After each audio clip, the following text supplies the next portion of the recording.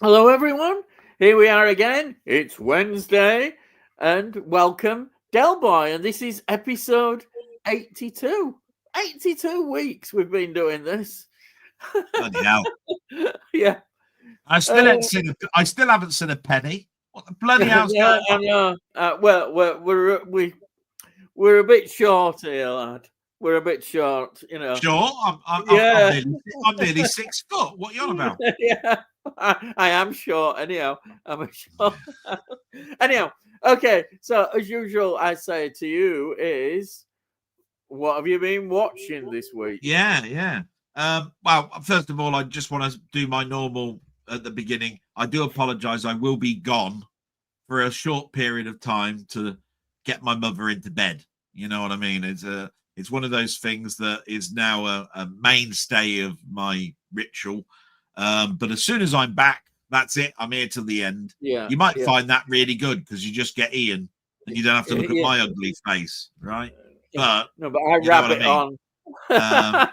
Um, so I probably won't hear what he's been watching and all that. Avoid asking me a history question, otherwise you'll end up getting a It just lecture. upsets me because I don't get to see what you're I give you watching. a But lecture on something. I end up giving you a I talk know. about history. The stuff that I've watched on TV or on satellite, I'll do first, and then I'll show you what's arrived. But I watched I suppose it's more a science fiction week than anything because the first thing I watched, pretty much Thursday last week, was Brazil. I haven't Oh seen Brazil in years. yeah. Just turned up in one of my little things that said, "Oh, do you want to watch this?" And I went, "Oh yeah, all right. Wouldn't mind watching that." You know, Terry Gilliam, all of that sort of stuff. Don't mind that. And it, it, it's aged and it hasn't aged. You know what I Oh mean? I actually enjoyed watching it because I hadn't seen it in a bloody long time, right? But I actually did enjoy it, you know, watching it again. And the story is still convoluted, but I followed it this time. It was all right. You yeah. know what I mean? After that, I watched Battle Beyond the Stars. Wow. Oh wow. Yeah. I mean, what's that? I mean, that's the Magnificent Seven in space, but by Roger Corman, isn't it? I mean, what can you say? Yeah. It's one of James Horner's first scores. You know, what can I say Yeah. about that? Yeah. It Yeah. sounds almost identical to Star Trek II, The Wrath of Khan in parts, you know, but then Yeah. again, the films are pretty close together, 1980, 1982, you know, they're not much of a difference. He Yeah. wouldn't have been that much in demand that he'd written 5 scores a year or Yeah. whatever. So that's from Um, that box set, is it? There's a Doug McClure box set that you got. no, Battle Beyond the Stars is on TV. Y- I just Oh, said it was it's on TV. on TV. Oh, you saw it on there, yeah. Yeah. I mean, I've got the steelbook of it, Yeah. Yeah. you know. Then I watched They Live. Oh, yeah. I've not Now I seen that like for a a long John time. Carpenter Yeah. film. I remember seeing that at the cinema, and I do remember laughing at the fight scene in the alleyway Yeah. with them smashing the bloody shit out of each other. It's too Uh, long. It's too it long. is too long, Yeah. and Yeah. that's what Barry Norman said about it as well when he was actually Yeah. reviewing it. Um, so that's all I can say about They Live. I watched Taken. Now, I'm not a big Liam Neeson, you know, whatever his name is, fan. You know, it's where his daughters are stolen. He's got Yeah. that Yeah. famous speech, you know, I've got a certain set of Yeah. skills and all that Yeah. sort of stuff. Yeah. Right? But that was on ITV4 or whatever it was at 9 o'clock at night after I got my mum to bed and I was knackered and I couldn't think about turning the couldn't Ah. talk about turning the telly over and all of that sort of stuff.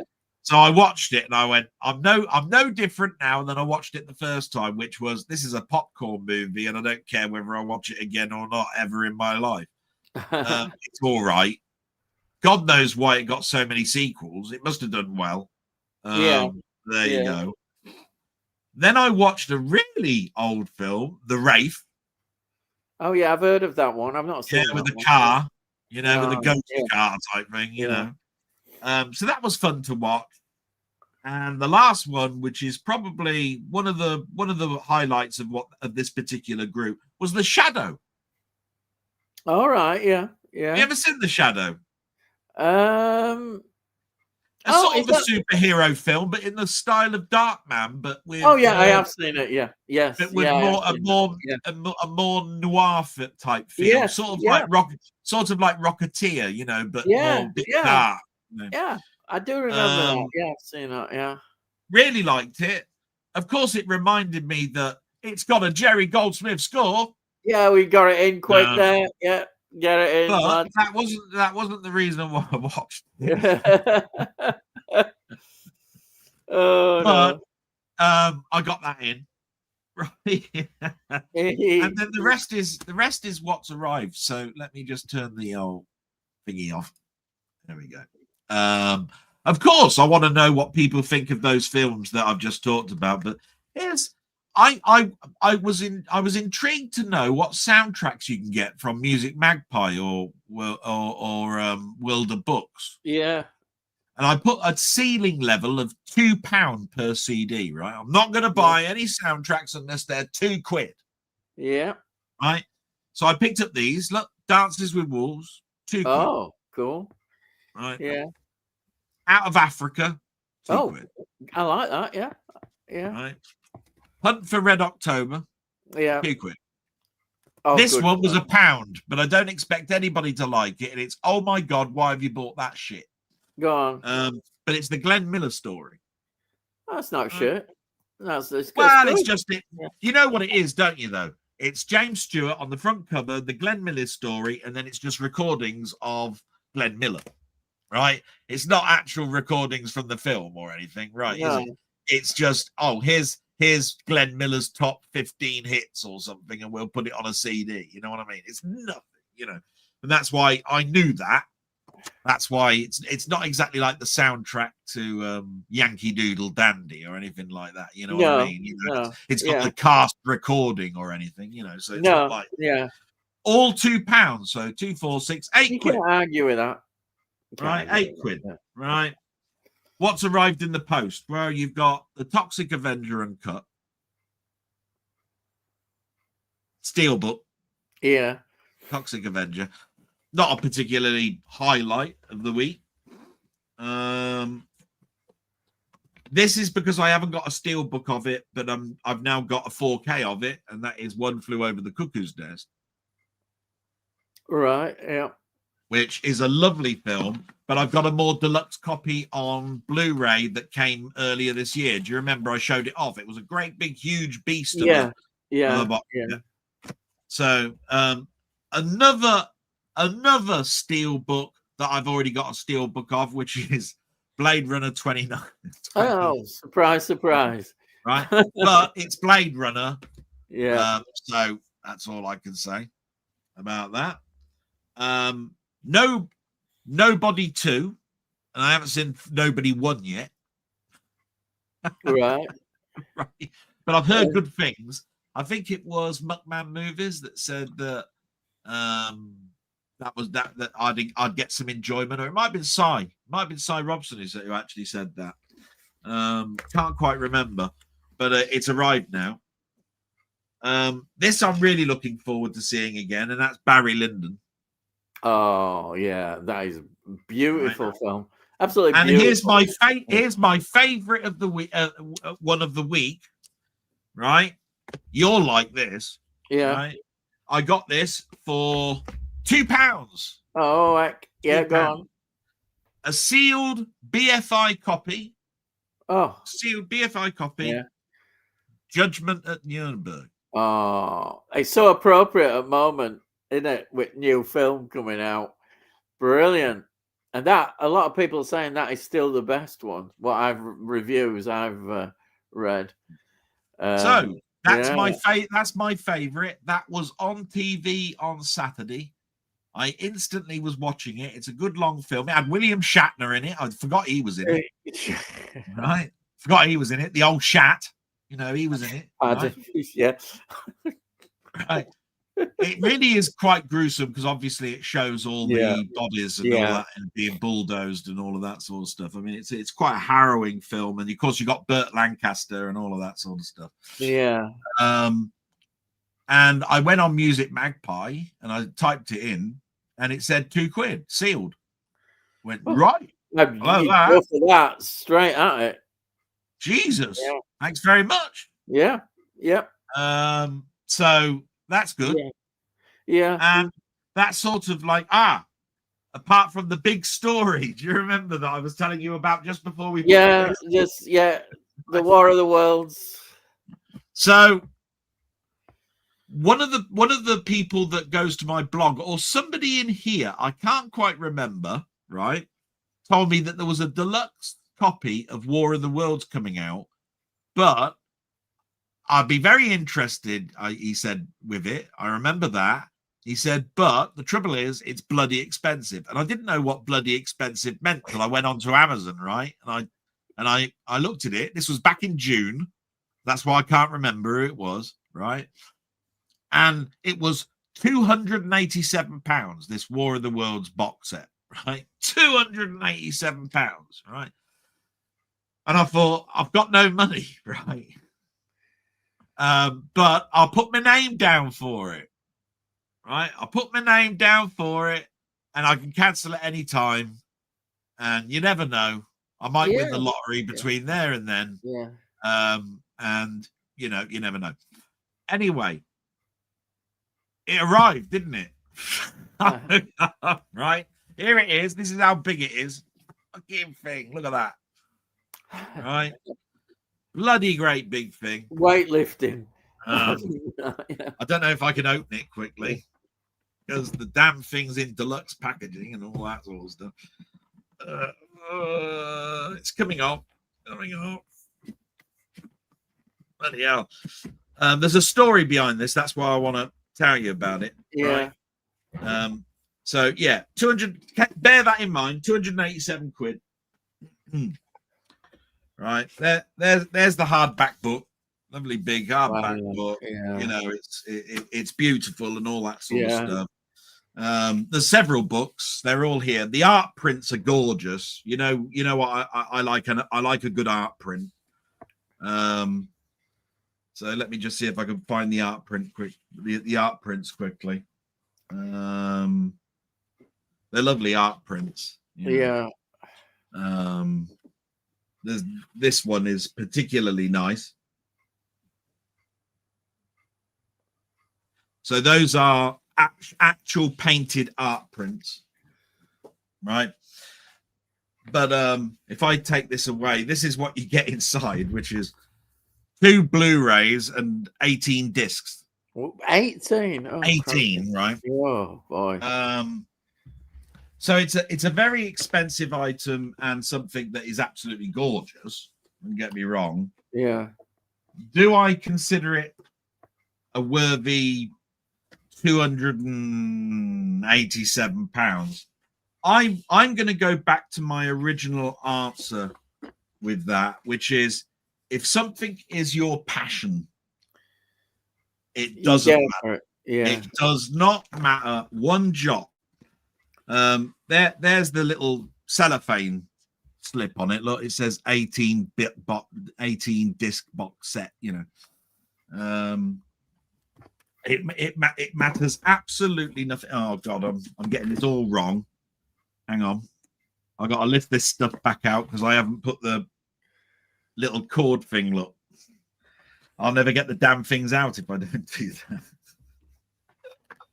Just bear with me. But there's a story. That's why I wanted to talk about it, because it arrived damaged. Right. So this thing, which is £287, right, has got a bloody great big gouge in it. Right. I don't know if you can see it. Look, there it is. Great big dent gouge in it. And I phoned up, no word of a lie, Amazon, and I said, I want another one. And they said, all we can do is give you a refund. And I said, what do you mean? All you can give me is a refund? I want a replacement. And they said you'd have to buy it again. But when I looked on the website, the price was £297. No, £298.20.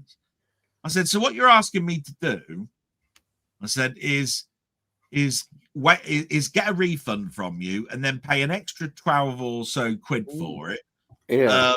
And then you'll send it to me. And I said, well, I'm not very happy about this. I said, what other options have they got? They said, we haven't got any other options. I said, well, I want to, can you read it back to me exactly what I've got to do?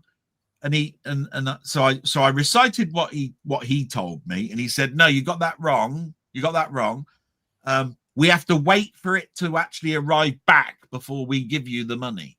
Huh. I said, so what you're telling me is that I've received something 4 days late because I was supposed to get it Saturday, right? When I send it back to you, you've got to receive it at your depot. Then you're going to send me the money, which goes back to my card. I've got to wait for that to clear. Then I can buy it from you again. Once I've bought it, I've got to phone you again, and you're going to give me the discount back to the original price. I said, I don't know if you recognize the flaw in your plan here, but this is a limited edition box set, which has only got so many printed copies, right? And you're expecting me to live in hope that you're going to still have stock of it. Because if I find that when the money has gone from my, it's gone back into my account 5 days later, and it's out of stock, then I've just sent the only copy I could keep back to you. Yeah. Right? So he said, that's all I can do for you. And I said, well, I want to speak to a manager.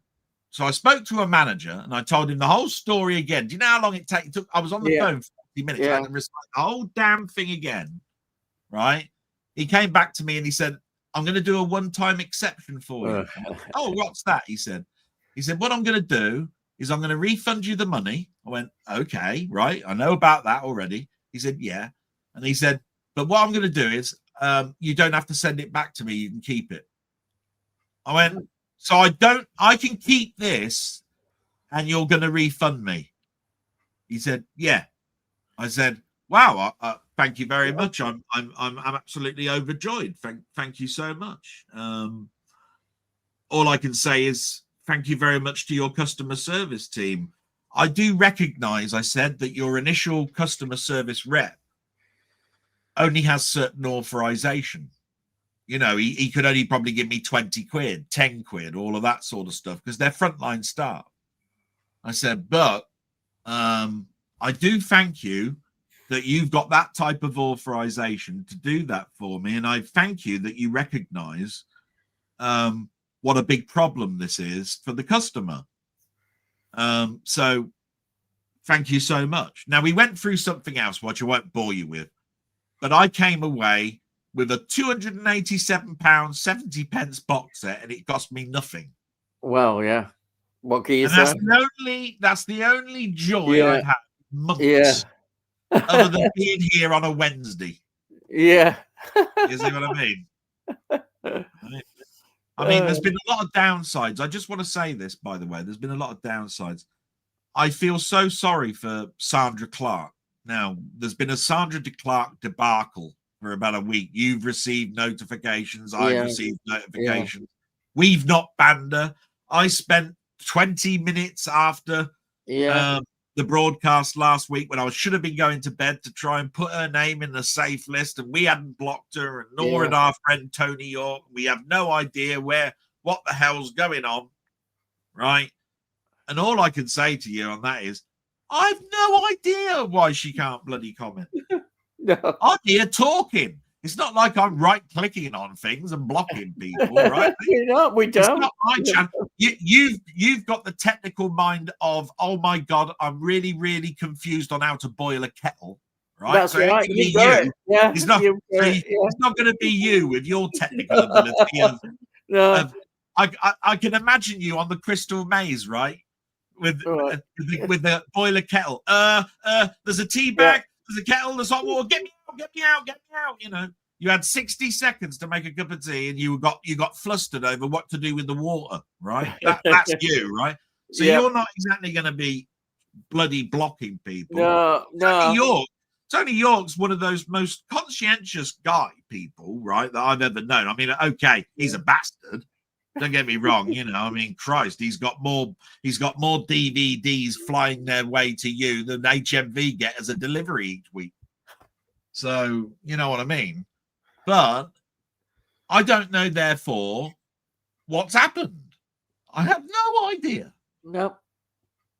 No idea. So I hope she does turn up today, but whatever it is, we ain't blocked nothing. Yeah. So I just want to say that, Sandra, if I could work it out, I will.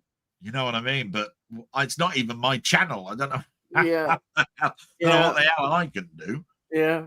And Yeah. so I just want to put a sort of like apology, even though there's nothing that I can do, in a hope that somebody else can tell us whether she's still trying or not. Because if she is still trying, we wouldn't know, would we? Yeah. She can't comment, can she? No. So what else to do? Yeah, it's a tricky one. And that's been pretty much my week. Other than I missed you all, this week. And I've got a question. Right. Everybody likes me to go away for 45 minutes because I will have to shortly. Okay. And here's my question for the week. Well, that you can talk about in this stream, right? I thought about this quite deeply, right? We've all got phases of our lives, right? We've got youth, yeah. We've got adulthood, and then we've got, end of life, right?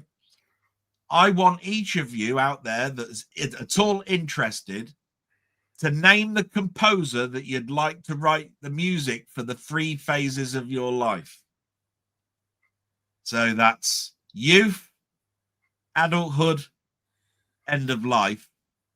And you need to name 3 composers to write the score of your life. How's that for a question?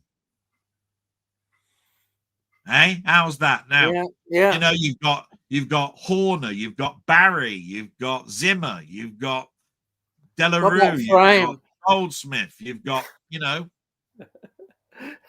so many for you to choose, and you've got to put down youth. So you got to put down youth, adulthood, end of life. Right. You can put EOL for end of life. You don't need to. You don't need to. Put end of life. But all I'm looking for is it'd be very interesting to know, what those are. You can deliberate amongst yourself why you've chosen those 3. You know what I mean? And think about it. Why is it that for youth you've chosen, say for end of life you've chosen John Barry? You could probably think about it and say, well, he wrote the most beautiful end of sort of like sad themes.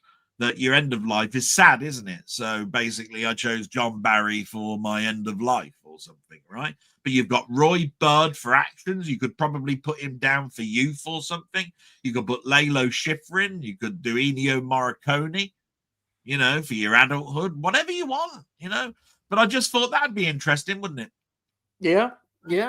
So I've got about 5 minutes, and then I'm going to have to disappear. So I'm going to let you start talking now. Okay. And if you see the camera and the microphone go off, I'll be back in about 45 minutes. All right, that's fine. So I don't think I can follow that. There's no way I can even follow it. It's just poverty corner. Do you think that was why? Do you think that was a good question? Do you think that was a good question? Then, yes, yeah, definitely. So. What can I start off? I'll tell you what. I'll start off. It's always you call it your Tony York corner, but oh Jesus Christ! I can't really talk about it. I love this film. Absolutely adored this film, and it's one that just came right out of blue. Because whatever say, Tony York, he has a great taste in films, and he really some great discoveries, and he likes history as well, I think. And here it is. This film is called The Battle. It's a Spanish film. It's from 2013.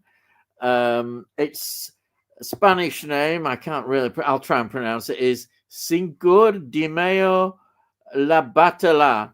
And I thought this is absolutely fantastic. It's set in 1862 Mexico Army, and it's based on a true story where basically they stand up. They're a newly formed country, is Mexico, and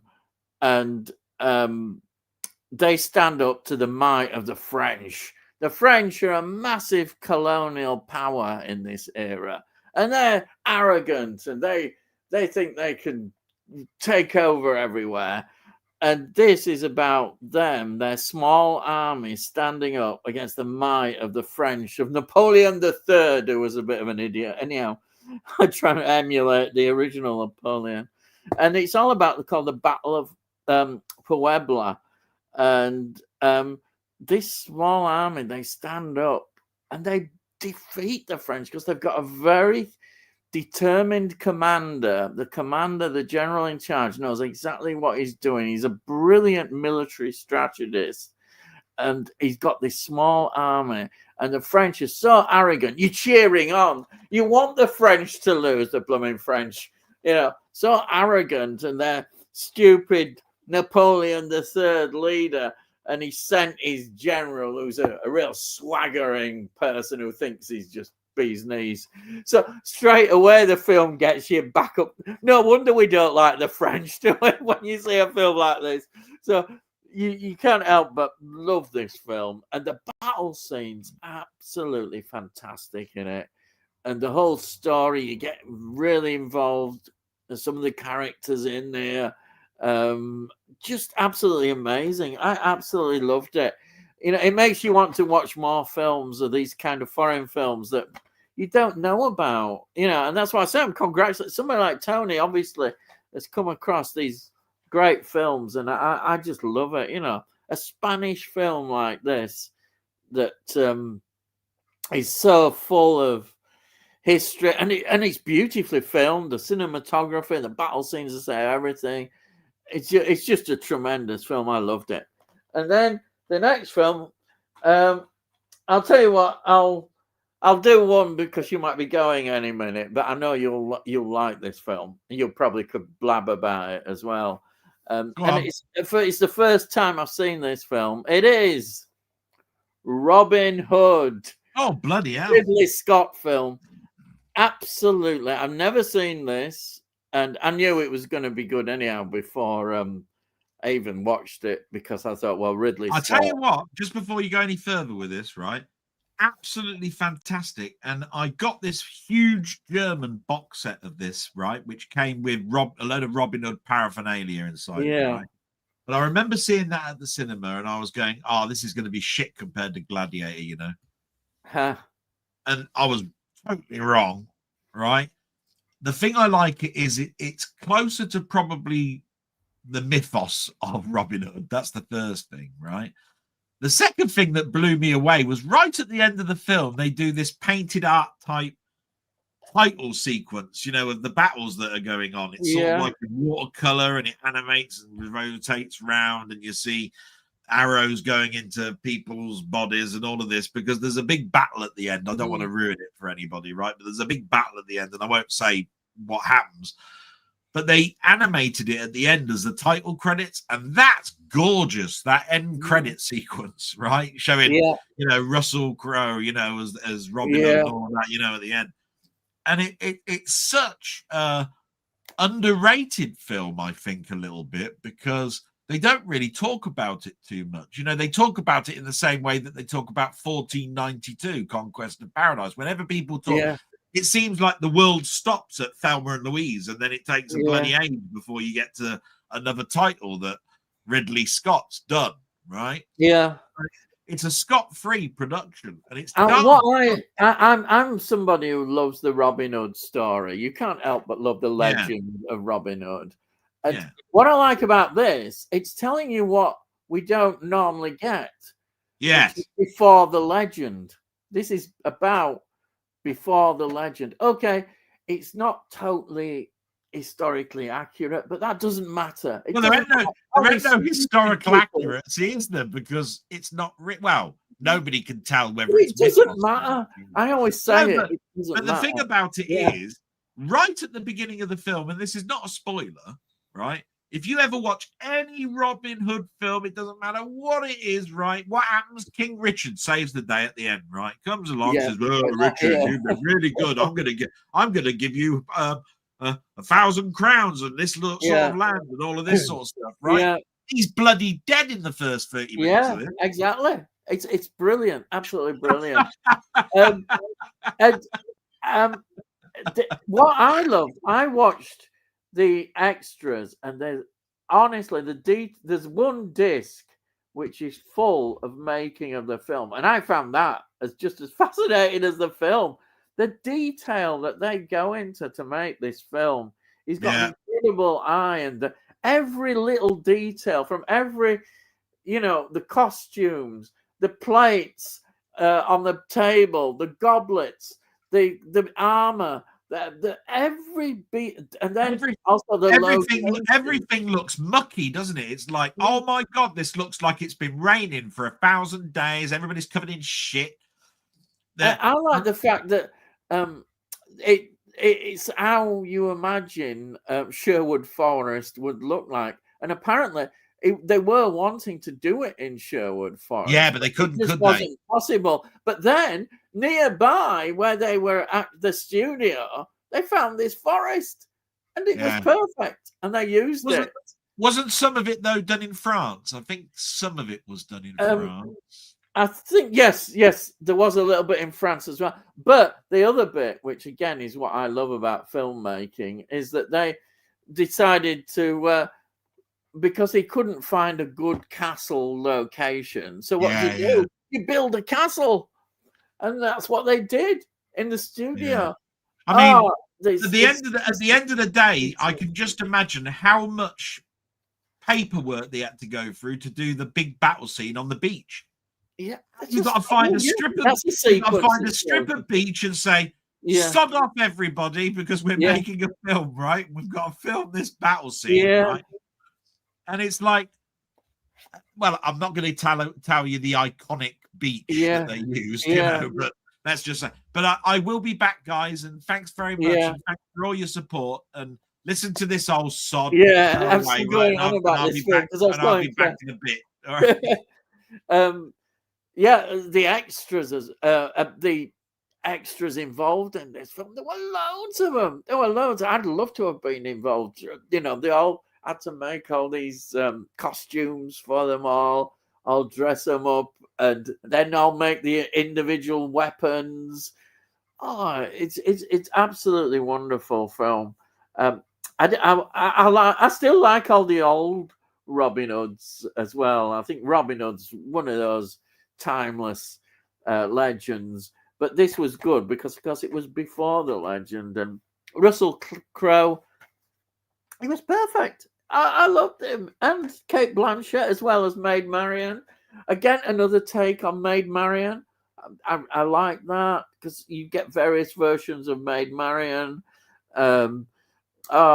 This was so good, and it made you realize what a great director Ridley Scott is. That he can do all sorts. He can do a history like this. Absolutely amazing. I thought it was fantastic.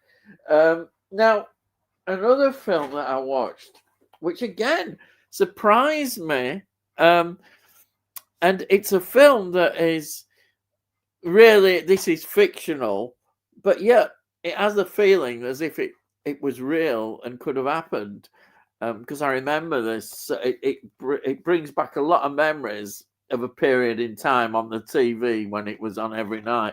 And it is this one.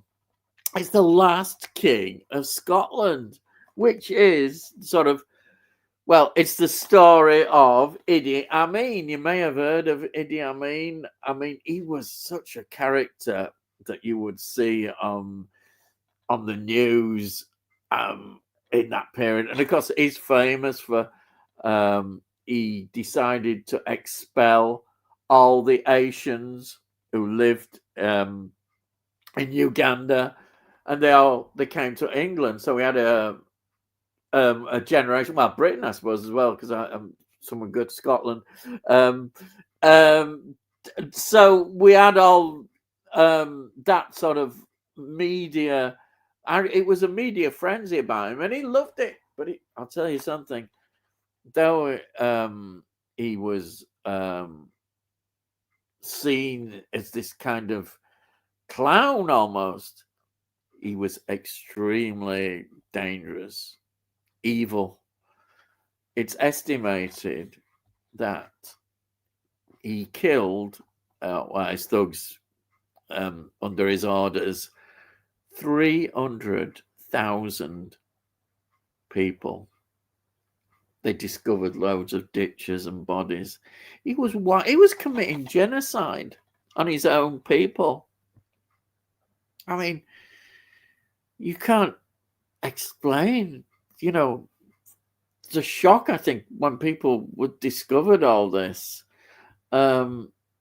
It's amazing. It's just incredible that this happened. And I'm thinking about it when I saw him on the TV. He was such a volatile character. Now, this is fictional. It's based on a book. And James McAvoy, who must be quite an early film for James McAvoy. He looks very young to me in this film. He's excellent. He plays like a Scottish doctor, but this is totally fictional. And he gets himself a job in Uganda and ends up being the Idi Amin's personal physician and somebody who's like a minister there is a minister, but he's in charge really of the hospitals and the health service, and he gets kind of taken and swept in by it all, and he's rather naive, in fact, and at first everything's great, and then a lot of shocking things happen. That's why it becomes a thriller, because what is he going to do about it when he discovers the truth about what's going on? It's a threat to his own life.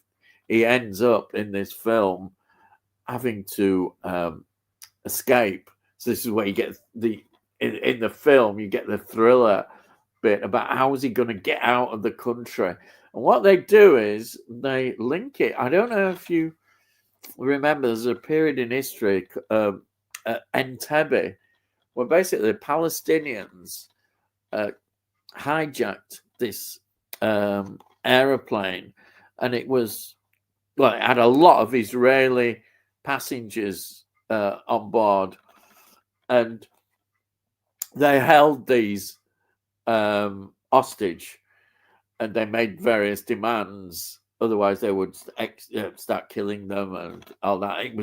It was massive news, and of course, they made some film. There was a couple of films as well about it. I think one was called Raid on Entebbe. I remember that one. And what happened was that the Israelis did a sort of rescue operation, an undercover rescue operation to rescue all the hostages, the Israeli hostages. And Idi Amin was watching it all, and he was somebody who just loved the attention, thinking he was a great leader, but he was such a horrible man, really. And I have to say, Forrest Whitaker, it just blows the part. And again, there's some really good documentaries and behind the scenes footage about documentary about making of this film. And Forrest Whitaker, he talks a lot about it, about the role, about what he had, getting him into the character, how he felt about it all. And he's such a character. Well, eventually, of course, what happened was there was like a military coup again, because he came into power through a military coup. They got rid of him, and he managed to go in exile into another country. I think he died. I think it said about 1983 in exile. He died, but he was never punished for what he'd done. And when all this came out, it's just the Ugandan people kind of at the time were rather they were kind of under his spell at first. A lot of his supporters, I don't think they knew the total truth. Once the truth came out, of course, it was very different. And he felt like he was the great African leader who was standing up to British rule and colonialism, and it's just amazing film. I was just so blown away, even though it's all fictional. And to say James McAvoy was excellent as the Scottish Doctor. Absolutely love that. That's it, really. I think I've talked about the films I've watched. I did watch on Disney Channel, and I think it was one of spin-offs. There's like another little channel on there, and it sort of did like horror, and there was this I like anthology series, and there's a series, I think it's called American Horror Story, which was really very enjoyable. I haven't watched it all, been going through them. They're all anthology stories, absolutely fantastic. Oh, and I've forgotten another one I watched as well, was the Clive Barker story. Now, the Clive Barker, I've never read any of his books, but he was very popular writer. And it's from I knew the name of the books that he's famous. It was the Books of Blood. The Books of Blood were absolutely brilliant anthology stories. They just what I liked is it started with this girl that you sort of got into her character when she leaves her parents and a house, and you think what was clever about this story is you see her story and then you think, oh, it's ended because something pretty drastic seems to end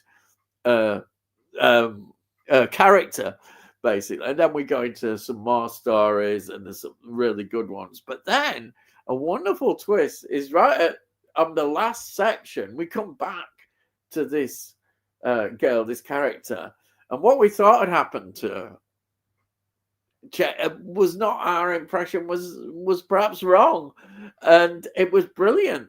They absolutely just did such a good job in twisting you around, and you're thinking, oh my god, I should have seen that, but I didn't see it. But I think that was really good. I'm going to watch more. I haven't watched all of them. There's quite a lot. I think there's 3 series, but I do love these anthology series. I always think they're always just good to watch, these horror anthologies. So I suppose that's it. Yeah, of all that I've watched. And it's the budget corner with me. I have ordered. There is something I saw online which I thought, oh god, that's really cheap. Music Magpie as well. No, sorry, World of Books. I saw it, and I was hoping it would arrive today, but it hasn't. So probably I'll be showing that off next week. It's nothing dramatic, but it was cheap, and it was something which might surprise people that I haven't got in my collection. So I saw it's always worth checking. Things like World of Books and Music Magpie, you can really get some brilliant bargains, but you just have to be lucky. I think I was lucky with this one that hasn't come yet. I was hoping you would come, but there you are. That's my bargain basement. So let's get on with the comments. Okay. So the first one, we've got Cy saying, evening, hello, Cy. Welcome as always. And then we have got Rocket Bunny. A very good evening, both. I believe the check is in the post, Del. Well, there you are. Yeah, and the post, it does take a long time to get in the post, you know. And then Tony says, good evening, Ian, Del, and Si. Good evening, Tony. Welcome as always. Thank you so much. And then we have got Stacey, Acres and Movies. Hello, and thanks from Stacey. Hello, welcome, Stacey. Thank you so much for joining us. Me rabbiting on. And then we've got Si saying hi, Tony York and Rocket Bunny. And then we've got Tony York and Rocket and Acres. And then Rocket Bunny, Si and Tony and Acres. And then, right. Oh, crikey. Favorite performance of Laura Linney. You always produce these wonderful questions that why do you think I've got Delboy, who's normally very good at backing up? So what I'm going to do, you don't mind me cheating? I have to cheat. I have to find out who these people are. I'm sure he knows straight away, but I'm not the brightest spark in the box usually, unless I'm talking about history. That's about my passion of history. Let's have a look. Laura Linney. Right. Let's look at her films. Oh, right. This is interesting. Oh, Ozark, The Big C, Truman Show, Primal Fear, Love Actually. You'd be surprised. I've never actually seen Love Actually. Oh, Exorcism of Emily Rose, The Miracle Club, P.S. Mystic River. All right. Congo, and The Life of David Gale, Absolute Power, You Can Trust Me, John Adams. The Other Man. The Nanny Diaries. Oh, The Mothman Prophecies. Sully. Oh, there's Tales of the City. Teenage Mutant Ninja Turtles. Never seen that. The Savages. Oh, Kinsey. The Kinsey Report. Yeah. The Squid and the Whale. Sun Coast. Nocturnal Animals, The Dinner, Man of the Year. Oh, that was like Robin Williams. That one. Breach, The Details, Falling, Mr. Holmes. Yes. Hyde Park on Hudson, Genius, Maze, Red Nose Day, actually. Oh, that's obviously something that they did for Red Nose Day. Ginderburn, is that Ginderburn? And then Wildcat, A Simple Twist, The House of Myth. Oh, Dave, yeah, I've heard of that one. The Road's Not Taken, The City of Your Final Destination, Driving Lessons, More Tales of the City, The Fifth Estate, Further Tales of the City, Searching for Bobby Fischer, Lorenzo's Oil. Yeah, that's based on a true story. I know that one. Of Love Letters and Wild Iris. Right. So, what would I choose out of these if I had to choose? I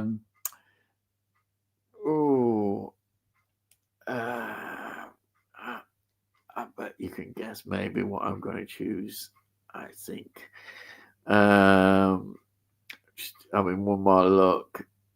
I think it's because I think the concept of the film I love so much, and it's one that I've heard people who I'm not actually a massive fan of this actor stroke comedian, which may give you an insight. But I thought The Truman Show was quite an amazing film because I just like the whole idea and concept in The Truman Show about it, kind of the reality TV kind of thing. And I thought it was absolutely amazing film. And I'm not a massive Jim Carrey fan, but his performance in that is just absolutely fantastic. And the concept is really good.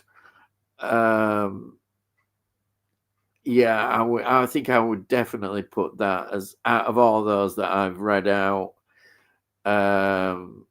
yeah, I think I would say The Truman Show. A film that not everybody's. I notice it doesn't always get mentioned with his Jim Carrey films, but as I say, I'm not really a massive fan of Jim Carrey. Like The Mask, I'm not really a fan of that film. She's just had a release on Arrow. But The Truman Show has, I think, is good. It has a lot. It's one of those films that kind of is not preaching at you, but has a certain message there in the film, and I like that. You know, excellent film. So that's my choice. And her performance in that is great with Jim Carrey. Laura Linney, yeah, it's so touching, the performance, both of them, yeah. And I think it's another film that I must watch again. It makes me want to watch it. Absolutely love it. Yeah. And then Sai says, Stacey, please unblock my. I apologized last week. I'm sorry. I don't understand. I think Delboy's made the my situation. But as far as I know, hopefully you're not blocked, Si. Now, hopefully that as far as we know, you're not blocked. Hopefully not. Don't want you blocked. Glad you enjoyed those, Del. And then Stacey says, do you enjoy Jake Speed and the music score for that one? Again, let me have a look again on this one. Now, when you talk about music scores, I know he gave that question. Again, if it's normally groups and albums, I'm a bit more knowledgeable. But when it comes to music scores, I am not, and he is. I really am not. You know, if you want to talk about David Bowie and people like that, I'm talking of groups, Talking Heads and things like that I really love. So Jake Speed in 1986, American action adventure comedy. Oh, right. Who's in this one? Wayne Crawford, Andrew Lane, Karen Copins, Dennis Christopher. Oh, John Hurt. Yeah, no, John Hurt. Isn't he amazing? I'm a massive fan of John Hurt, and he's in that. Oh, wow. But yeah, I don't. I'm sorry again. He's not here to put that. Oh, he says my spanner's disappeared. You see, I don't. Why has that happened? I don't know what's going on. I'm so sorry about that, Tony. It's not. Something has been going on. I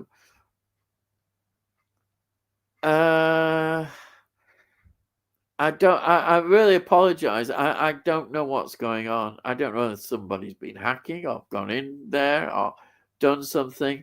What I'll do is, again, I'll see if Delboy can get this sorted, Tony. And yeah, I'm sorry. I really don't know, Tony, about that. But I'll have to have a word with him about it. Something strange has been going on. It really has. And then yes, looking like that. I know what you mean. Right. You're going to ask a question. Otherwise, what are some of your most memorable Barry Norman moments? I recall they live comments of him too. I remember watching Barry Norman quite a lot. He was always had a certain style and the way he relaxed style, but made these quips as well, which was absolutely fantastic. You always felt with him when he was doing it. I really enjoyed his approach, and that's why he was popular, because I think he connected with people easily. They just liked him. He didn't feel like he was preaching away, and he always had a really good style, a laid back style. When he left, it wasn't the same, was it? It wasn't. It was never the same again. He was such a wonderful critic, presenter. I would say I don't like using the word critic, but in a way, but he's a presenter who had an opinions on films. He was just fantastic. Great moments. I can't remember any great. I just enjoyed him. The films. It was like it was a must see program. You know, you don't get that kind of thing. You wouldn't, I suppose, ever again. And as I say, each year it's whatever year it was on, it would have film 81, film 82, etc., etc. It was so good, absolutely. And so when he left, it was never the same again, and it was like a decline then in that kind of films and eras. But yeah, I can see him now. He was just so relaxed. It was a relaxed, wonderful approach and manner that he did everything, and he made you smile as well. Absolutely, I thought it was fantastic. Yeah, and then Tony Hawk has lost his authority. Oh, crikey! Does Shadow have any special features? I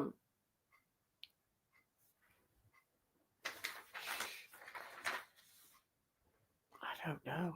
I don't know. Oh dear. Again, I'm sorry about that. But I'm sure it. Surely it must have. It must have. Oh crikey! Tony says the natives are revolting. Yeah, they will do. Yeah, and then Rocket. That's because you're nuts, Tony. Spanners, nuts and bolts. Yeah, it's just something got down to the nuts and bolts of the matter. Right. Did you watch Battle Beyond the Stars? The special features? I bet he did. I suppose we'll have to ask him when he comes back.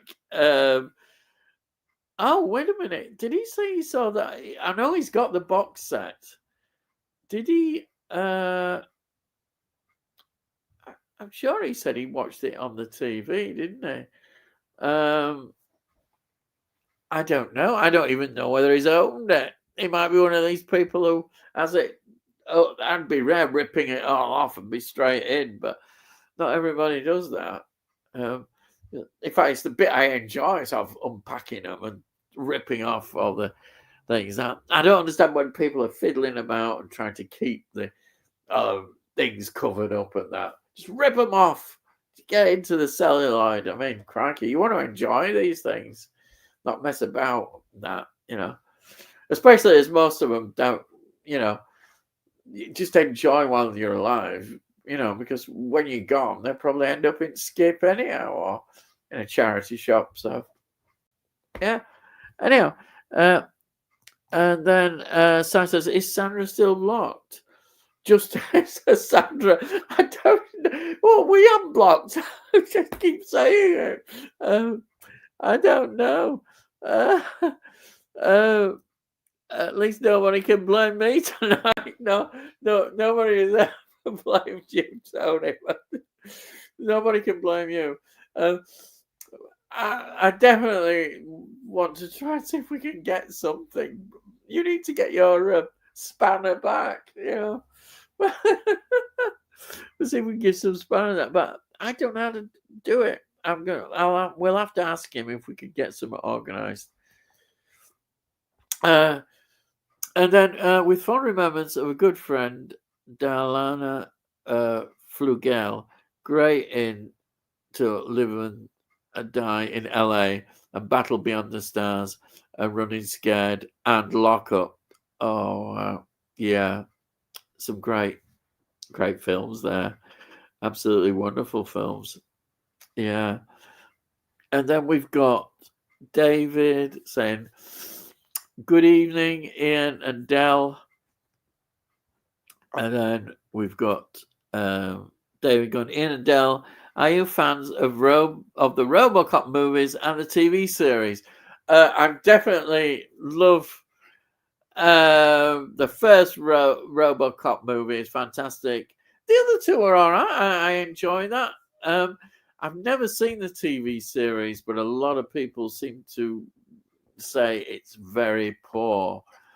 It might be enjoyable, but I don't know. I mean, obviously, RoboCop, I think in terms of the films, the first one is absolutely outstanding. The other two, they're not as good, but they're entertaining. I definitely wouldn't knock them, and certainly wouldn't watch them again. But I think the first one is so outstanding. It's one of those films that is so difficult to follow up and get back. But there you are. Yeah. Now, never seen Judgment at Nuremberg. Must get round to it. Yeah, it's one of those I think that is well worth looking at through Judgment of Nuremberg. It comes up a lot when I'm looking at sort of history in terms of films, because I think it has a great cast in it. I've never seen it myself, but as I say, it does pop up a lot. It's one I think that should be watched, yeah. And I suspect that we're probably like that more than the new one. But I know it's got a good cast in it, the Judgment at Nuremberg, yeah. And then we have got Through the Lens. Hello, it's Josh. Hey, fellas. Hello, Josh. Welcome. And then we've got Stacey. Go to the live stunt show for Cruel or Empire Strikes Back. Oh, Cruel again. Cruel. Empire Strikes Back. Was that? It sounds quite good. Yeah, a live stunt show. Yeah. That sounds pretty good. And then we've got Stephen Taylor, good evening, Ian and Dell, and the Crazy Gang. Right. And have you guys watched the new Ed Gein TV series and the new It Tales from Derry? I haven't watched anything, but I have been listening to what people have been saying about It Tales from the Derry. Now, after my rant about TV series, I'm hoping that it's a good series. I'm hoping it's actually lives up to what people are hoping for, but I've not actually watched any. That I've heard people, some not been. I think they were initially quite enthusiastic, but have kind of gone off. But I don't know. We need to make our own judgment on that. The concept is interesting. I just hope that it's good. That's all that you want. You know, I'm not against TV series at all, but you just want something good, especially if it comes from a film. You want something that lives up to the quality and the feel of how good the films were. And sadly, we don't always get that. But yeah, but just an exception for me is I prefer the first miniseries to the actual two films. I don't, they're all right. The two films, the part one, part two, but I prefer the original miniseries, the one that started it all off. I absolutely always love with Tim Curry, great Pennywise. As much as this new, the one in the part one and part two series is that Pennywise there is good, but I always love Tim Curry. Yeah. And then Tony says, is that Jeff Wayne's version of War of the Worlds? I presume it was. It looked like it, didn't it? Yeah, I presume it was. Yeah, it would be with him because he's quite into all that. Expensive, bloody hell. Very expensive. Yes, what can I say? It's extremely expensive. My heck. Favorite middle of a movie. What is your favorite middles? Oh boy, you asked some blinding questions, Stacey. What is your favorite middle of?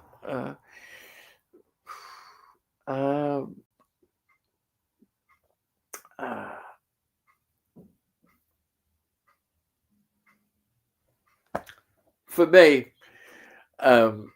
it's from my favorite film, Cromwell. I love the start, and we see the rise of Oliver Cromwell, and then we see him make his name, how he progresses as a military force as well as becoming into the politics. So in the middle of the film, we get that bit where he's really making a name for himself, and you can see what is going to happen already. There's certain signs there about what's to come, with the king not really being trustworthy at all, a plotting king, nothing worse than that. And Cromwell, a man of convictions, who just basically wanted a life without interference from anybody. And the film, Richard Harris and Alec Guinness, what performances they give as Cromwell and Charles I. But the middle section, I really like that. The film, is really getting going then with all the battles, and he's sweeping along. Imagine he's come from that background, and he suddenly discovers that he's got a military genius about him. It just came. How that came about is amazing. Absolutely. So that is a favorite stage for me in the film, that when the battles in the middle part of the film are taking place, and we've had all this stuff leading up to that, and we get on with the actual Civil War period. That is very important, I think. The flow feels really good. So it's one of my all-time favorite films. The other film I would talk about, I think Dune. 84 again. I have to always mention Dune 84. But if I'm talking about middles, Dune, I like the build up to Dune. You know, we get the bit where the treachery of the Doctor comes in, and we get about Paul, what's going to happen to him. He gets captured, and basically they're going to get rid of him, kill him with his mother. And we get the scene where he's able to, where they're going to take him basically to his death, and they managed to overcome that. They get out of that, and the film really takes a big change when we find about the secret of the sandworms and the people who are actually on the planet, who are living this life. It changes the whole film that you've been waiting for. You've heard so much, and you see the sandworms. You see these big sandworms, and what happens, the dramatic. Oh, the whole thing is just so dramatic. I love it. And Lynch, with his direction, he just thinks that the one that they did after just doesn't have. This is a fantastic middle to Dune 84. Absolutely love it. Dune 84. What more can I say about it? It's just absolutely wonderful. But Cromwell, again, one of my favorite films. I definitely think that is. I hope that's all right. I'm sure Delboy would have very different films. I mean, there's bits I'm already thinking of, like in The Godfather. The original Godfather. I love the bit where the film really changes with when. We've had the build up to the assassinations, and when Michael does the deed in the cafe, you know, he goes to the toilet, gets the pistol, and all that. All that stuff going on, the coordination. That is a great middle section in the film as well, and then the consequences of him and his rise to power and the death of the Godfather. You know. Marlon Brando's character, you know. I love that. I love all that as well. There's a lot of films, I think, that they just came into mind as films that I really enjoy, and they're pretty special. Yeah. Okay. And then Rocket Money says, "Hey Stephen, welcome back to the nut hatch with some bolts and spanners that we can't find." And then, no, Tony, it's the new Ice Cube version. Yes, which is perhaps, if there's going to be talk about the worst film of the year, that wins by a mile. Crikey. The worst film of this year, 2025, is Ice Cube version. It really was. Isn't perhaps not just the worst film of 2025, it's perhaps one of the worst films of all time. Even Exorcist 2 might be better. Yes. Well, he's got Richard Burton in it, so I suppose I can say Richard Burton, even amongst all the terrible things in the film, he's better than Ice Cube. Oh, that Ice Cube version. Oh, boy. That is just, it's unwatchable. I've never seen such an awful film. Totally unwatchable with Exorcist 2. Yeah, definitely. It's up there with that. It's that bad. It really is. I would say, actually, Exorcist, as I said, Exorcist 2 is probably better because Richard Burton's in it. Just because of him. But that is terrible. With regard the adaptation of Indian in the Cupboard. Oh, God.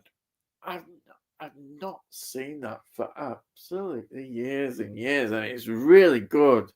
It's an excellent film. that would be interesting to do another adaptation on that. Yeah, yeah. It's a long. I wish I could remember a bit more about it. It's a long time since I saw that film. And then says, I only have the CD and a DVD of the stage version. Ah, right. That's the War of the Worlds, isn't it? Yeah. I think I've got the original one that they did, which is absolutely brilliant. I've got it on I think a double disc, which they brought. One's a 4K and one's a normal one, and it's I think it's When Worlds Collide, the second one it's in, but I think the original one is just absolutely brilliant. And now here was somewhat interesting. They followed that film. I'm going against all the things that I normally have been preaching about, but there was a TV series called War of the Worlds, which followed that film in a way, the original film. That's how they looked at it. They even brought one of the characters from the original film, as I remember, into it. But everybody had amnesia and had forgotten that these events had happened, supposedly. But they were real events. And that's the premise of the series. It did go to 2 seasons. And I've got quite a soft spot for it. It's got very 80s as well. The music and the style, but it's really good fun.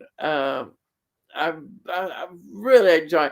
I said the budget went. I think in the second series, it's not as good, but even that has its enjoyable moments. They changed the aliens in that one.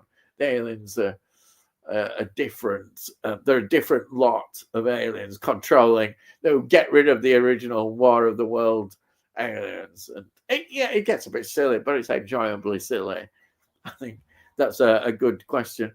Sorry, Delboy. Tony says he's lost his spanner. Do you think we'll be able to put it back at the end? Oh yeah. Try again, because I don't know what's been going on, but it's gone. We haven't got any moderators. So we'll try and get some moderators. Let me just put something in the chat, and I'll see if my spanner's still there. Okay. Yeah, so I can moderate. Yeah, but we'll get Tony. We'll try and get Tony back on. Yeah, it's very easy to do. Yeah. Okay, we'll do that at the end. Okay. All right. So let's. That's not nice, Rocket Bunny. He says, "Yeah, Dell is still a spanner." Thanks. Oh dear. Right. Did you want to know my little story about War of the Worlds? By the way, the dual disc that you're talking about, I think, was by Imprint. Yeah. Right. But I remember seeing the TV series of War of the Worlds. Right. It ended up being in Blockbusters as episodes that you could rent. Ah, all right. And it had the hand with the world. Yeah. Right. The famous poster. Yeah. And I watched it and I thought, I don't know whether I like this or not. They brought out about 3 or 4 of these at Blockbusters and all of that for you to rent. And then it started showing up on the ITV network, but they showed it late, if I remember right. Yes. It was like about 11:30 at night or something stupid, right? Yeah. And if I remember rightly, I was intrigued by it because it had the bloke from Fantastic Voyage, Jared Martin, is it? That's right. Yeah. And I thought, where's his tuning fork? Right. There's an old there's a thing for the people of a certain age, right? And I really started to get into it by the end of the first season, and it was great because they did do about 20 or so episodes. Because back then they had faith in things. They had faith in things. That's the thing. When the second season came along, there was a drop. There was a drop in quality. Oh, yeah, it was. I still think it's enjoyable, but they lost. They got rid of. the bloke who I thought the military man who was pretty good, and they brought in Adrian Paul, who was more the Islander. But and I think that the woman still was in it. I think wasn't there in the very first season? Wasn't there a thing about putting them in canisters full of acid or something like yes, that? they had all that stuff. Yeah, but it was funny because they seemed to be in this underground bunker, and it's everything had broken down supposedly, and but all this equipment still had power lines and everything to it. And they were on their own sort of. The military had sort of dissociated and pretending that nothing had happened, and they were still going on, and it was a bit daft, but enjoyably daft. Anyway, that's my little story on it because I can't remember if Jared Martin was in the second season, wasn't he? Was he? Yes, he was. Yeah. Was he all the way to the end? I can't remember. Yes, I think he was. Yes, he was, because they did do an ending. They basically walked out onto the streets and said, "Oh yeah, it's all right now," and off they went. That was it. It hadn't ended. They walked into the sunset at the end. Anyway, that's my little story. Carry on. So the next one is Ian and Del. Why did it take so long for Tom Baker to get an MBE's 91? Yeah, bloody hell. Yeah, I know. I mean, I don't know quite what he's done on stage and charity and all of that sort of stuff that's made it go to 91. I really don't know, because Christ, you get somebody like David Beckham and that getting them and all that sort of stuff. He's had an OBE, then an MBE, and I'm going, what the hell? I suppose Tom Baker, a lot of people probably just don't know what he's done after Doctor Who. The only thing I can think of him, man, is the voice of Little Britain. That's sort of his. He has done. I think he's done some Big Finish stuff. Yeah. Oh yes, he has. He did show up as the curator, didn't he, in the 50th anniversary? Because I think it was felt at one time that he didn't really want anything more to do with Doctor Who, but as years have gone by, he started to get more back involved in Doctor Who, didn't he? I mean, his original answer was he avoided speaking to any of the doctors, not because he didn't actually appreciate that they were bad or anything, because he said, I don't think there's been a bad doctor. You know, you play it as the part that you want it to be. But he did turn around and say that he didn't want to be in the 20th anniversary special because it was only 2 years after he'd left. And I think he didn't like John Nathan Turner. So I mean, it's pretty obvious that if you don't like someone, you left because you changed it so much that you were gonna go. You got to turn around and say, after 2 years, that's a bit close, isn't it? But I'm surprised that he wasn't in ones after that. Maybe they stopped asking him because he made himself such a oh no, I ain't doing that. They just didn't bother asking him. I think they probably didn't. I think you're right. I don't think they did bother. I mean, John Nathan Turner was there all the way to 1989. And it maybe didn't get on with him. There's a lot of not everybody got on with John Nathan Turner. But I remember when he finished being Doctor Who, he went to something called the Book Tower. Which was a Jackanory type thing, but for ITV. And he used to read out books, you know, that were that kids should be reading. So I know he did that, but I'm not quite sure after that what he did. Oh yeah, he was in Sherlock Holmes type thing, wasn't he? He did a dramatization for the BBC of Sherlock Holmes, I think. Oh, that fits. That fits him doing that. Yeah, you think of Talons of Wang Chang. You know, I'll never forget when I first saw Tom Baker, because he was in things like Sinbad, and a couple, he was in a couple of those sort of like mystical type things. I don't know if it was. He was actually wasn't he also a Russian or something that got shot? I remember there's a scene where he's walking away and they shoot him. And he's walking towards the door, and they just keep shooting him. It was like a Rasputin type Yeah, thing. that's what I was just going to think. I thought of Rasputin. I don't know. I'm trying to remember that. Maybe he did a version of Rasputin. I'm pretty sure he played like a Russian. I think he must have done a version of it. aristocrat. Yeah. So those are the things that I remember of Yeah. Tom Baker. Yeah. You know. Yeah.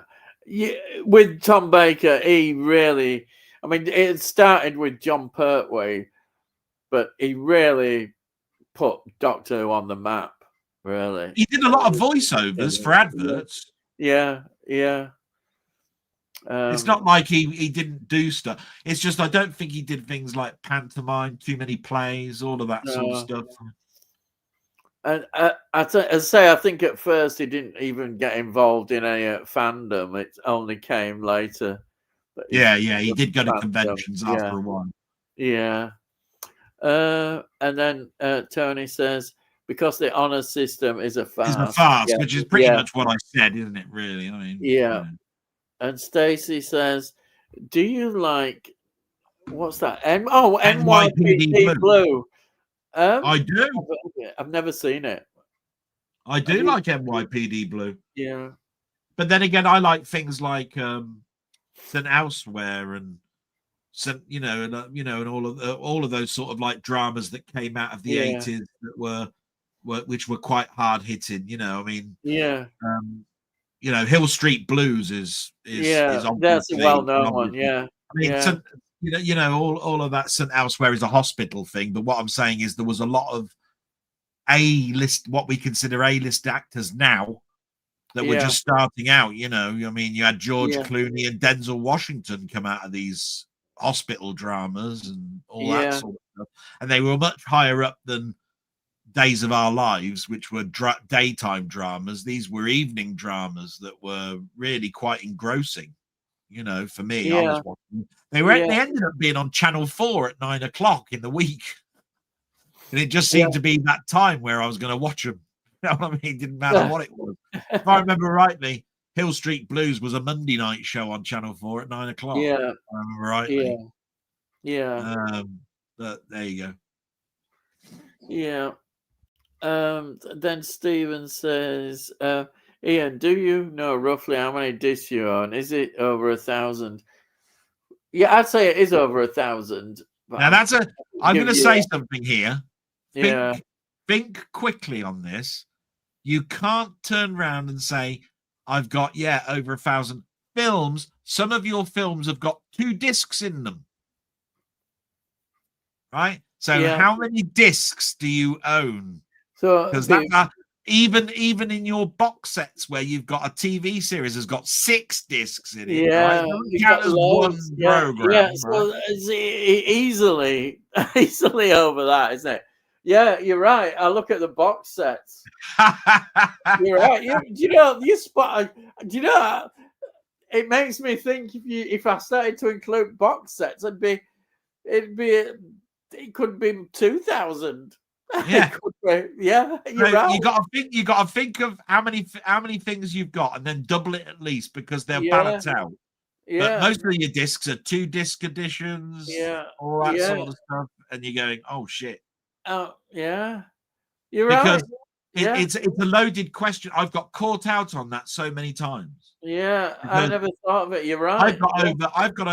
I've catalogued about 1/3 of my films, and I've got 3,000 individual items. Right? Wow. But if you were to count up the box sets of 24, the box sets of CSI, the box sets of Doctor Who, the box sets of right, you would have to times that by about 4, and then I've only done a quarter of it so far, and it's like bloody hell.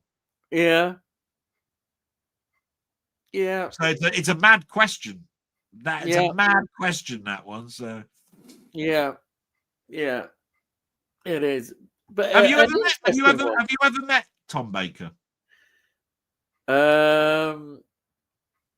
No, I don't think I have. I'm just trying to think. No, I haven't. No. Oh, just wondered. No. Is there any Doctor Who actor you have met? No, I haven't. No, I don't. I'm just trying to think. No, I haven't. No. I'm just interested. No, have you met any of them? Yeah. Who have you met? Colin Baker, Oh, right. He Tom pops up Baker, everywhere. Yeah. Tom Baker, Yeah. John Pertwee. Wow. Yeah. I was really close. I was really close to meeting Peter Davison, but it never happened. What about Patrick Troughton? I wish. Yeah. Yeah. He was on a panel, Yeah. but never met him. Yeah. Oh. Now, Tom Baker, the first time I met him, I was 8 years old. Oh, right.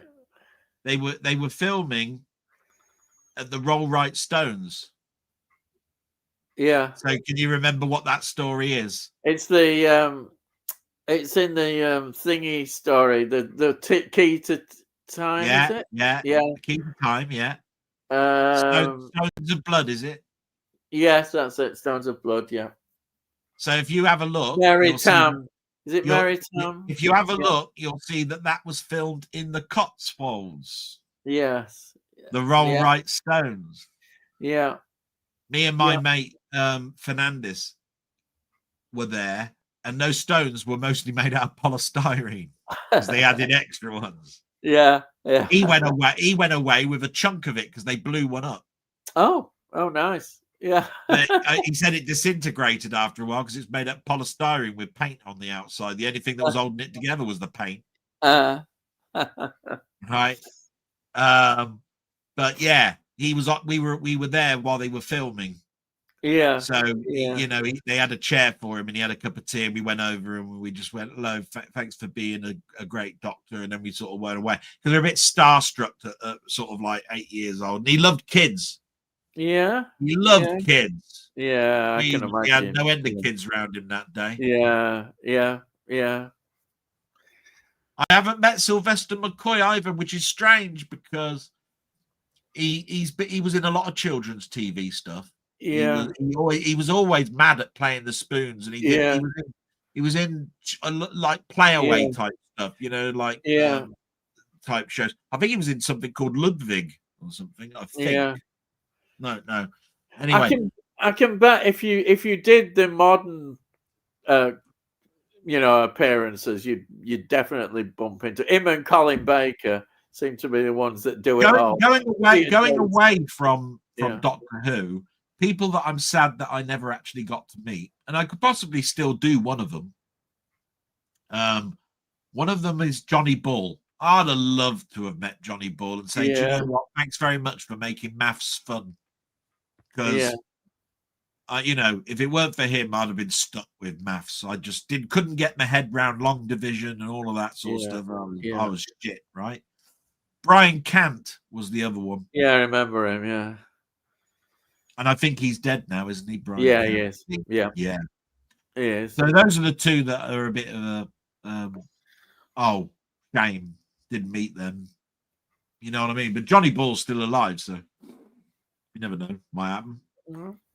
You never know. Just got to mention that. Anyway, carry on. I don't want to slow us down because I must admit. Stacey says Brazil says if we are taking down that big Redeemer statue, what movie character would get a massive statue like that one? I don't know. What about? Should we go really stupid and say something like Sonic the Hedgehog or something? Right. You could do anything stupid. Yeah. Sonic the Hedgehog or Mario from Super Mario. One of those, something silly like that. Yeah, why not? Mario. Wouldn't it be great if we had a Tom Baker statue? Yeah. I'm just thinking off the top of my head now, but I know what she's talking about because I watched Brazil this week, as I said. Yeah. So. Oh dear. And then Stacey says, "What are your favourite sequences or aspects of Bird on a Wire?" I've not seen it. I know it's. Are you talking about the Mel Gibson film? Yeah, it'd be that one. Well, everybody knows that. What's her name? Goldie Hawn's climbing up a ladder, and Mel Gibson is behind her, and her skirt's blowing up. You see her knickers and all that. And he's looking up, going, "Oh bloody hell!" Right? Everybody knows that there's probably a sequence that everybody remembers from Bird on the Wire. It's like how cheesy and what a cheesy gag that is, and a cheat and a sort of like a bad taste one, I suppose, really, isn't it? Because I mean, it's showing off Goldie Hawn's legs and ass, but I mean, at the end of the day, it's, I mean, at that particular age, she must have been in her late 40s, early 50s, or whatever it is, isn't it? I mean, she'd been around since the 70s, hadn't she? And what was it? That laughter show, wasn't it? What was it called? 60s Americanized names, isn't it? Something and something. Rowan and Martin. Yeah, Rowan and Martin's Laughing. Yeah, that's it. Like that. Yeah. Right. She was a go-go dancer at first, and then she turned into a skit thing where she'd just read out a line or something. Here's one for you. Tony's having a good one for you. Watch this one. Del, you should be ashamed. Jeff Bezos will be living on baked beans from now on with that War of the World deal. I couldn't outbuy that. Somebody mentioned it and I went, I can cancel this, and I forgot. And then when they tried to take the money, I was so annoyed that they couldn't take the money that I was determined to have it. Yeah. So I phoned up the bank and they said, it's not us. No. And then we went through the rigmarole of taking my card away and adding it back on. And then it went through and I went, oh shit, now I've just gone and spent 287 quid. Shit. And then I thought to myself, do you know what? It is my favorite. I really would have wanted it. Yeah. And then it ended up being a good thing because I got it for now. Yeah. Yeah. Yeah. Well, brilliant. You can't say fair at that. It's a steal. Literally, isn't it? Because I did steal it in a way. I mean, what can I say? Yeah. And Stacey says, yeah, as long as people don't say rude things and snipey comments, then they should be fine. Yeah. What's that about? Yeah, I think she's on about the comments, that we've got no moderators at the moment. Oh, right. Okay. Yeah. But I'll try and fix that anyhow. Better thriller, don't say a word, or Malice. Oh. I've seen Malice, but a while ago. Don't say a word. I'm sure I've seen that. I'm going to have to go with Malice, I think. Okay. Yeah. So only because that's the one that's more in my mind than Don't Say a Word. Yeah. Because I'm sure that they're both great thrillers. It's just I've seen Malice recently. So well, when I say recently, in the last couple of years. No, last year. In the last year, should I say. The last year I've seen it. And then what about you? Me? I've not seen it. I haven't seen either. We haven't seen either film. No. So let's have a look. Sandra can't comment. I can't kick people out. The world's gone mad. No, I know I ask. But we'll try and at least get you that spanner back somehow. I don't know how, but we'll try. And then Bookman Movies, good evening, Statler and Waldorf. Hang on a minute. Hang on. Before we go any further, where the bloody hell were you last week? Miserable bastard. Right? Don't start off with this Statler and Waldorf nonsense, right? Where were you? Hey, here we were, 4 hours talking. I was bigging you up, saying all the nice stuff about your alphanumerical piece of shit. Right? And you don't even bother turning up. Foul stuff you. Yeah. Well, you've got plenty every day we get a shot, don't we? Got to get a rant in, ain't you? Yeah. You get your alphanumeric challenge every day, don't we? Yeah. He's doing well. Honestly, I couldn't do that. Yeah. he manages to do 3 films and talks about them. Surely he must have written that down because he's so good. If he hasn't written it down, he's brilliant at talking about the films. I couldn't remember all that stuff that he talks about. He does. He goes into all his detail, goes into plot, and it's on a short. I don't know how he does it. I can't remember the rules. Do you have to have them in your collection? No, you don't, do you? It's just name 3 films, isn't it? That Yeah, with a number but he's got them in his collection. He shows them, doesn't he? He shows each one. Yeah. I think. Yeah. I saw his latest one. I think he's on P because Pulp Fiction came up on one of them. Yeah. And then we've got saying A McMahon, and then Evening McMahon. Well, I Tony, Cy Bunny, and do you have a favorite Frasier episode? Oh, Greg, you're the expert, aren't you, on Frasier? There's so many good episodes, and a lot of people will probably say the Moon Dance one is a lot of people's favorites. That's the one where Niles goes to a dance with Daphne, and they do the tango and all of this sort of stuff, right?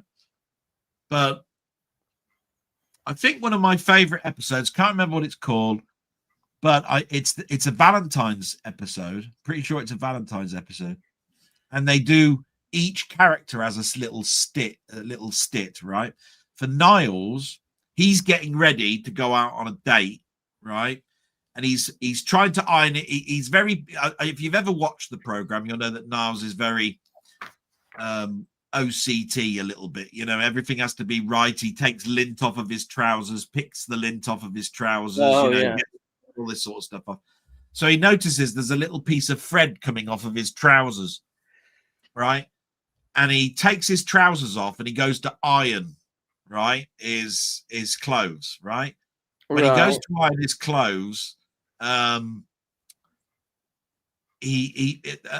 sort of series of events occur. It's very much a slapstick type thing. In the end, right? He's cooking a meal.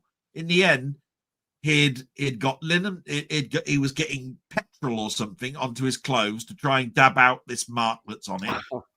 He cut himself on his thumb, and because any sight of blood makes him pass out, the petrol went out, or the cleaning solution went onto the sofa, right? All this time, the iron is burning through his clothes. That sets fire. He picks up his trousers, throws it onto the fire, throws it onto the settee. That sets on fire. He has to get his dinner, and he throws his dinner all over the settee. And in the end, there's a smouldering mess. There's a fire like this. This is just a 5 or 10 minute little stint. And then you've got one with Daphne and Martin, you know, Frasier's dad. Then you've got the Frasier one that's because it's all Valentine's stuff. Right. So they're all like 5-6 minutes, and there's 4 of them, and all together it makes up one episode of Frasier. I think that's probably one of my favorites. Just to keep it short, that's But Moon Dance is obviously a lot of people's favorites. You know. Right. Okay, so we've got Jamie saying, hi, Stacey. And then we've got Tony, no, Stephen, unfortunately, I can't get rid of Jamie tonight. And then Tony says, not a weird try. He's having a laugh there. And then we've got Cy saying, could someone please ask Stacey to unblock me? She's ruining my Wednesday night chat. I don't know. I'm sorry. I don't know how to do it. No, if a person blocks you, they can't block you from being in the stream, but they can block you from seeing their text and all. And it is a shame. I hope if Stacey's still here and she's watching and she's hearing us read that out. It would be nice. I don't like people being blocked, really, but we can't do anything about it from my point of view. He says here she's blocked me on 2 channels. I'm so sorry, Si. I wish we could do something about it. Yeah. Stacey's out of control, and I can't help. He says. I'm sorry. We might try. Hopefully, I'm going to restore your spanner. I've got to, Tony. Delboy, did you watch I Am Not a Serial Killer? No, Okay. not yet. Is that's a documentary? Is it? I think it is. Yeah. I think he mentioned it Yeah. to me. Yeah. So I said, I also think that it's stasis that's causing the issues. She can't moderate and block anybody. Yeah. All she can do is make a person not see your comments already. Oh, I don't think Stacey would do that anyway. I just think it's just a misunderstanding between two people. The battle is set at the same time as Two Mules for Sister Sarah. Fun fact, is it? Oh wow! There you are. I didn't know. That's that film that you've watched. Yeah. The Mexican thing. Yeah. I soon tell her for the love of God says that. Hans. This is stated. Hans Zimmer. Hans Zimmer, but really crack the whip with him and make sure he does what I need him to do, like Tony Scott with him and Days of Thunder. And he'd be fired if he behaved poor. Oh dear. Hans Zimmer is a force of nature, I have to say. Yeah. He used to do things always on the conductor stage. Yeah. But then he started to use keyboards in his own studio and sort of like do the majority of it with PC software and all of that sort of stuff. Oh, right, yeah. And now, he still likes to go out. He still conducts a proper orchestra from the floor. Don't get me wrong. It's just that he does an awful lot of the hard work in his own office. All right. I think the Crow version of Robin Hood is the most historically accurate I've seen. I think they did do a lot because, as I say, it's before the legend, so you can take it from that. They did. If Robin Hood was real, and we still don't know if that's true or not. I'd like to think that was as close as we get. And also, I think what's interesting is King John gets an interesting take on King John about the way he says that he's not going to do the Magna Carta because that's what it'll become. Yeah. So we see that. I thought that was quite a good thing because in the end they force him to create that, and which becomes because it is. We are talking 10th, 11th century, aren't we? It's the Crusades, 1066, all of that sort of stuff. But of course, the Magna Carta is perhaps one, I would argue, of the most important documents in the world, the Western world. Yeah, without doubt, and its influence on the whole world. It predates the independence, doesn't it? Yeah, it's a massive. It's what our laws is based on. It's what it's based. It's but just think how many years before that document, which they hold so. Oh my God! This is an important piece of parchment. Yeah, go back another 400 years, and we've got another piece of paper that's actually older than that. Americans think they were the first to everything, but no. If it weren't for the Magna Carta, they wouldn't have been there, would they? With their document, I mean, it's not our fault that they haven't got a building older than 150 years. I know they don't like it, do they? Because they keep knocking them down and then building them up again. Yeah. You go and look at American history, there's not much to look at, is there? Oops. We get into trouble. It is not totally true. There are the settlers. What's the oldest thing in America? I think it's the world's biggest ball of wool or something along the Route 66 road or something. Right? Yeah. Actually, they must be really pissed off that the Vikings didn't leave much. There's not much.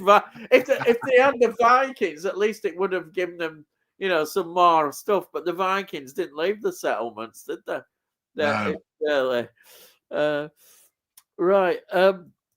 It says regarding the involvement of King John and a French invasion, I loved it, and I love where the French as well. We love having a good baddie, and the French were baddies in it. I like that. Scheming, Always scheming, the French. Never trust them. Romeo Showed first couple of seasons. Well, oh yeah, will always be my favorite. I was an early teenager at the time, and it mesmerized me. I loved. Oh, it was Clan Ed, wasn't it? I mean, Clan Ed. Oh, yeah. I think I've still got it. I think I've got the soundtrack. I mean, I didn't mind. Unusual for me. I didn't mind the Jason Connery stuff. I mean, it was all right. The first one, I like. What's his name? Michael Played or. Yeah, Played. That's it. I agree totally. I tell you what, it was miles above the 2000s BBC edition of the Robin Hood legacy, isn't it? You know, the BBC production that came out after Merlin or whatever it was. I didn't get on with that at all. Yeah, they did. It lasted 4 seasons. My dad liked it, but I didn't think much. I didn't. I agree with you. To me, I don't know. There was something about. I didn't like the actors. I don't think it's one of those things with a high production value, but if you didn't like to get on with the characters or the actors, then it will. No, I didn't get on with actors. It did. He want for me a Robin Hood. It just didn't. To me, I didn't identify him as a Robin Hood, and if you can't watch a series if you can't identify with character. Yeah, it's like I said, its production values were top notch, but but I preferred this one. I preferred to watch Merlin than I did. And I had a more sort of mystical feel as well. They tried to go into, which I liked. They did try. Yeah, the spirit of the wood. Isn't it? I like that. It was another take on the legends, which I think is great. And then films always seem way too theatrical. Yeah. I suppose you could say that. I don't know. I mean, I understand it, but the trouble is, this is how I look at it, right? I think Roger Moore said it best. He turned around and said, the difference between TV and film is when you're doing something for TV, you have to film totally different, and you have to remember that most people are probably not even watching all the time. They're coming in. They're getting they're going between their bedroom to the living room to the kitchen to get a glass of milk and go through, and people are watching the show and all of that sort of stuff. And there's breaks with adverts and all that sort of stuff. When you go to the cinema, you're there and you're engrossed. You're like this. Yeah. You're totally watching it, right? And it's almost like you're involved in it. Yeah. And so that to me is talking about the theatricalness of things, right? I mean, there's another way of looking at it. I've just spent 15 quid. I better like it. Yeah. Right, and you walk in and you're going, right, entertain me. 15 quid I've spent, right? Yeah. And you're engrossed, and you're going, I spent 15 quid on this shit. What the hell am I watching? A bag of loads of spanners and all that. And you walk off. You don't do that with telly. No. You know, even though we pay subscriptions and stuff these days, and all that sort of stuff. You think of it. You think it was pennies today. I've spent probably 10 pence on the telly I've watched tonight. Yeah. Put that all together every day for a month, and it's probably 20 pence I've spent or something. You don't think of it as 15 quid I've come in with, and I had to park the car, and then I had to get the drinks and the food.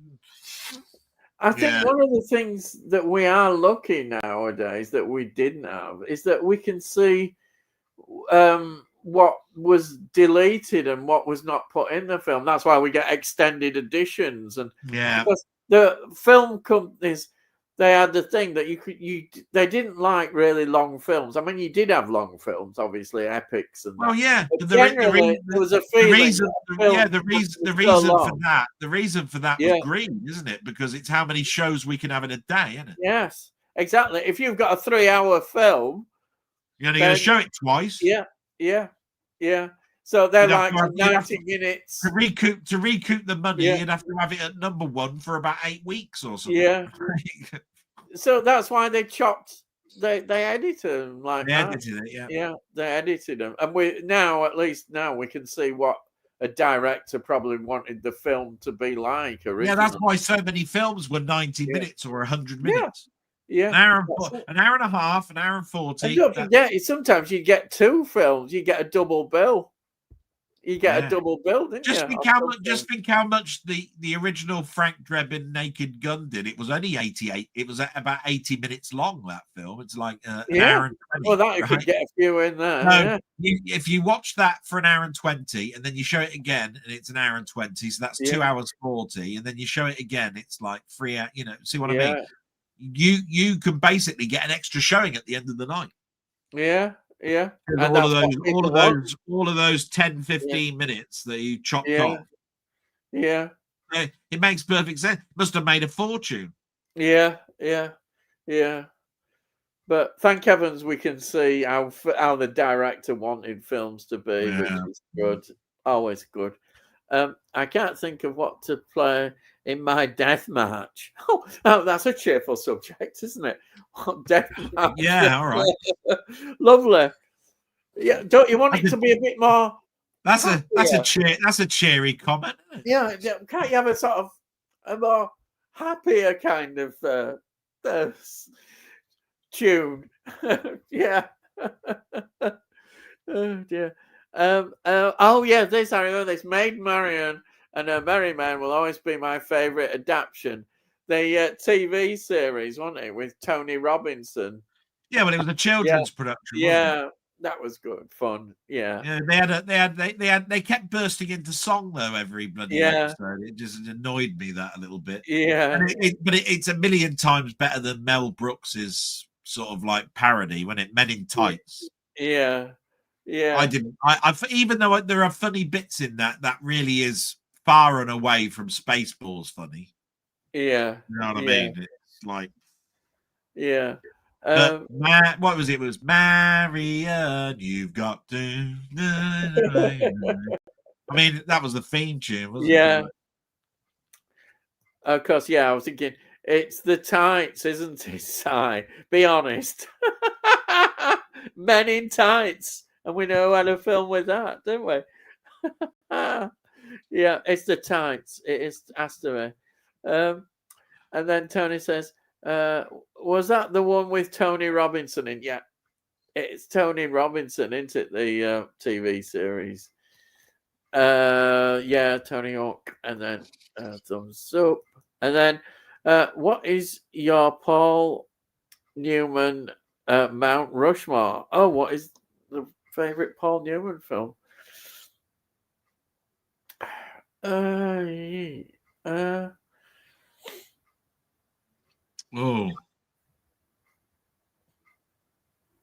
that's a hard one.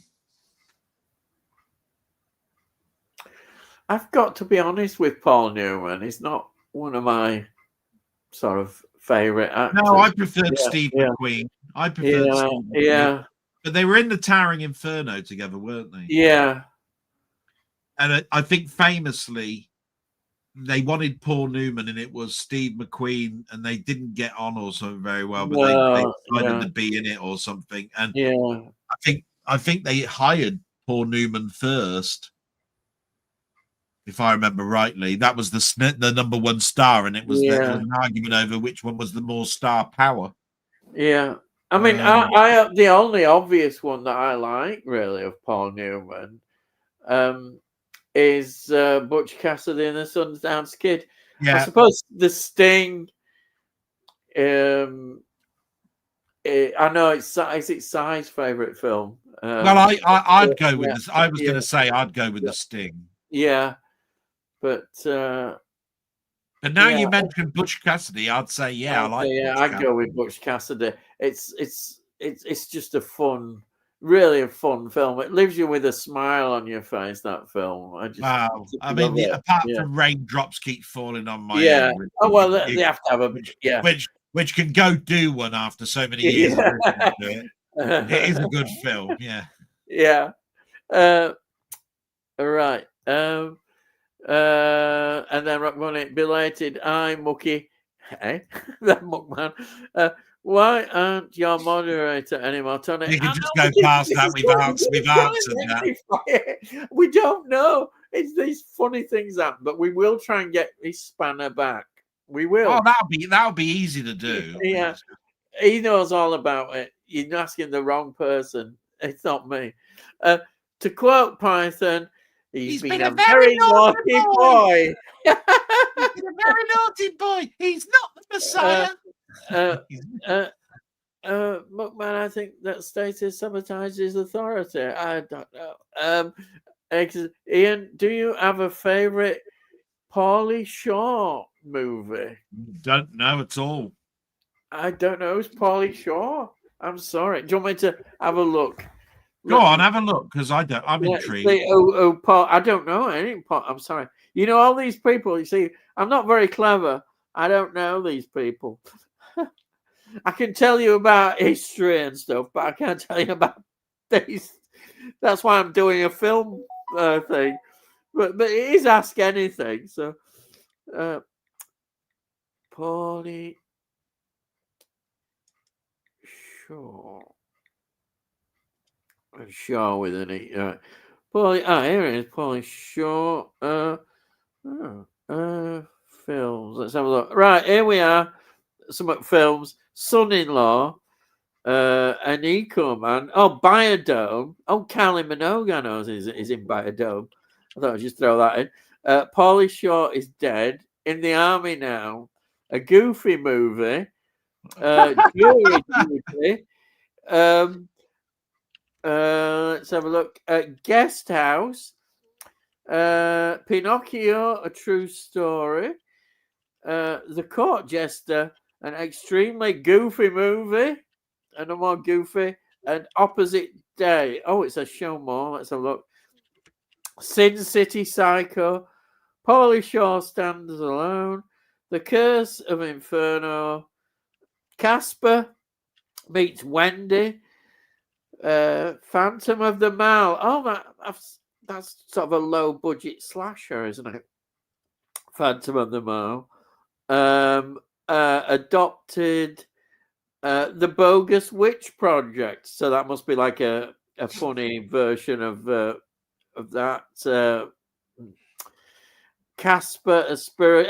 There you are, a spirited. Another Casper one. 4 Keeps. 18 again. Sandy Wexler. Whiskey Business. So Paulie Shaw. Hang on, Casper. Are we talking about the film Casper that I don't think it is. I think it's another. It says.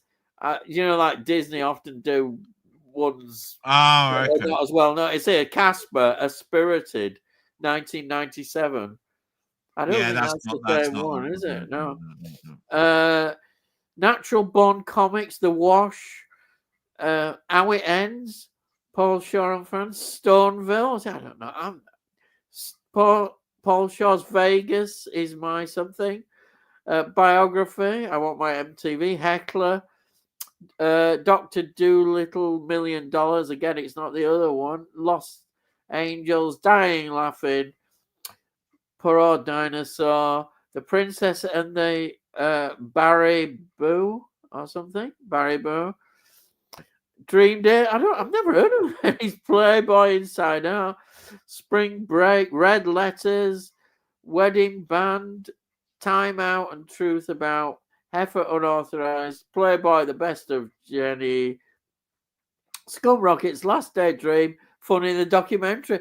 To be honest, there's hardly nothing there really. I've heard Biodome was the only one that I mentioned because I said with Kylie Minogue in it. That's the only one.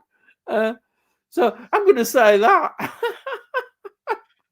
Didn't recognise any of them. Oh, Biodome. When you said that, I've seen it. Yeah. That's a 2000s film, isn't it? Just early, isn't it? Biodome is 1996. Oh, I weren't far away from it. Yeah.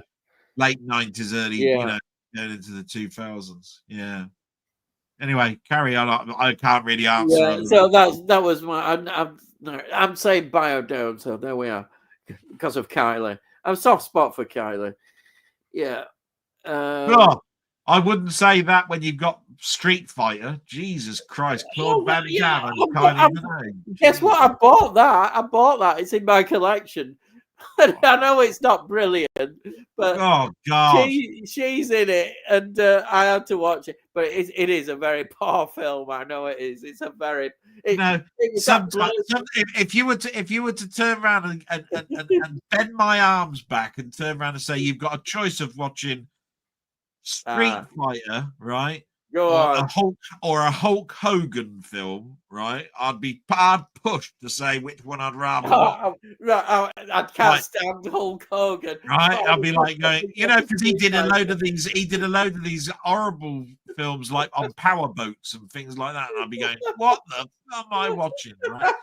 I'd be hard pushed to choose between which one I'd rather not watch, because both of them I don't want to watch, and you're saying I've got to watch one of them, Van Damme looks like he's don't know he's even in a film. Oh, I mean, I'm in this film, am I? Yes, you're in it. Oh, all right, yeah, it is. He's like that. He doesn't know what he's doing. But anyhow, no idea. I'm wondering if I just know when that came out, they also brought out an animated Street Fighter, right, which was sort of like set in a sort of like a manga type thing, like Akira. And I tell you what, that was incredible to watch compared to the bloody live action piece of shit. It was like, why has Capcom made this crap? Right? Who in their right mind thought that was a good idea? And it's unfortunate that is it Raul Julia? It's his last film. It's been famous in the Addams Family films, and he went in there, and that was his last film. It's unfortunate, isn't it? And then they say no idea, Jim. I wonder if there's a YouTube fault that's affected Sandra not being able to comment. And it's we don't know. We're going to try and look into it. And then have you seen the Gypsy Moths? Why does that ring a bell? Are they a band? I thought it was an aeroplane. Aeroplanes. Gypsy. There is a Gypsy Moth, isn't there? Yeah. So that I can't. Yeah. So it sounds like a name of a band, though, doesn't it? The Gypsy Moths. No, I think I remember because my dad used to take us to there is an airport. I think pretty sure Gypsy Moth. Definitely. Yeah, it's an aircraft, a First World War kind of aircraft, isn't it? I'm sure. Oh wow! I can answer it then. I can answer that one then. Ian's seen them because he was around then. Yeah, I haven't seen them because I wasn't born then. No. What he was doing. Rocket Buddies turned around and said, "That's Tiger Moth, you muppet." Is it Tiger Moth? Well, there you are. So that. Thank you very much. I've seen lots of moths. I don't know about Gypsy ones. Lots of moths. Honestly, I saw that and I thought that was a band. Yeah, I thought that was a band. I bet you. It sounds like a good name for a band. I bet there could be a band called that. Why not? Yeah. And then we've got here. Si says, "Not that I'm spreading conspiracy, but I think it says I don't know. I don't know." Here we are. Last King of Scotland is an excellent. Yes. Forrest Whitaker was incredible as Indy. I mean, I believe he won an Oscar for his performance. He did. Forrest Whitaker won an Oscar. Yeah, it was. I remember seeing that on telly. Yeah, I loved it. I was surprised. It's because I'd never seen it before, but I liked the history about him because it was somebody, and say he used to switch on the news in early 70s, and there he was. He was always getting on the news, having a go at our country, and it was a terrible man, though. He was evil. It's terrible.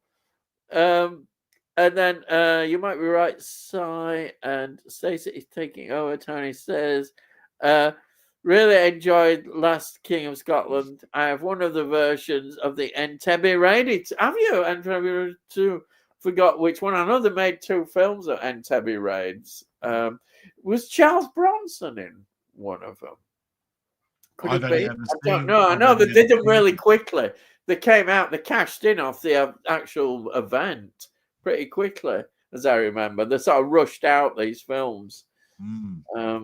I don't know. I'm sure people might know more about the films. On another note, does anyone else think that Ian looks like a flump with his Leeds United? Probably. Yeah. Yeah, Well, have we got to start calling you Pootle? It's keeping the bald head But warm. you won't recognise that reference, Pootle, and that, because you won't remember the flumps, will you? Because I mean, you must have been in your 50s when the flumps come out. Oh dear, I do vaguely remember the flumps, but it's not really my era. No. Not really your area. You were 40 going out to work. Jesus Christ. Hey, Tony, you're into the fashion. Well, I have a dressing gown on, but no hat. You need a hat, Tony. I don't think I want to know. You need a hat. I don't think I want to know what you're bloody wearing. Oh, wait a minute here. He said, I had Entebbe starring Rosamund Pike.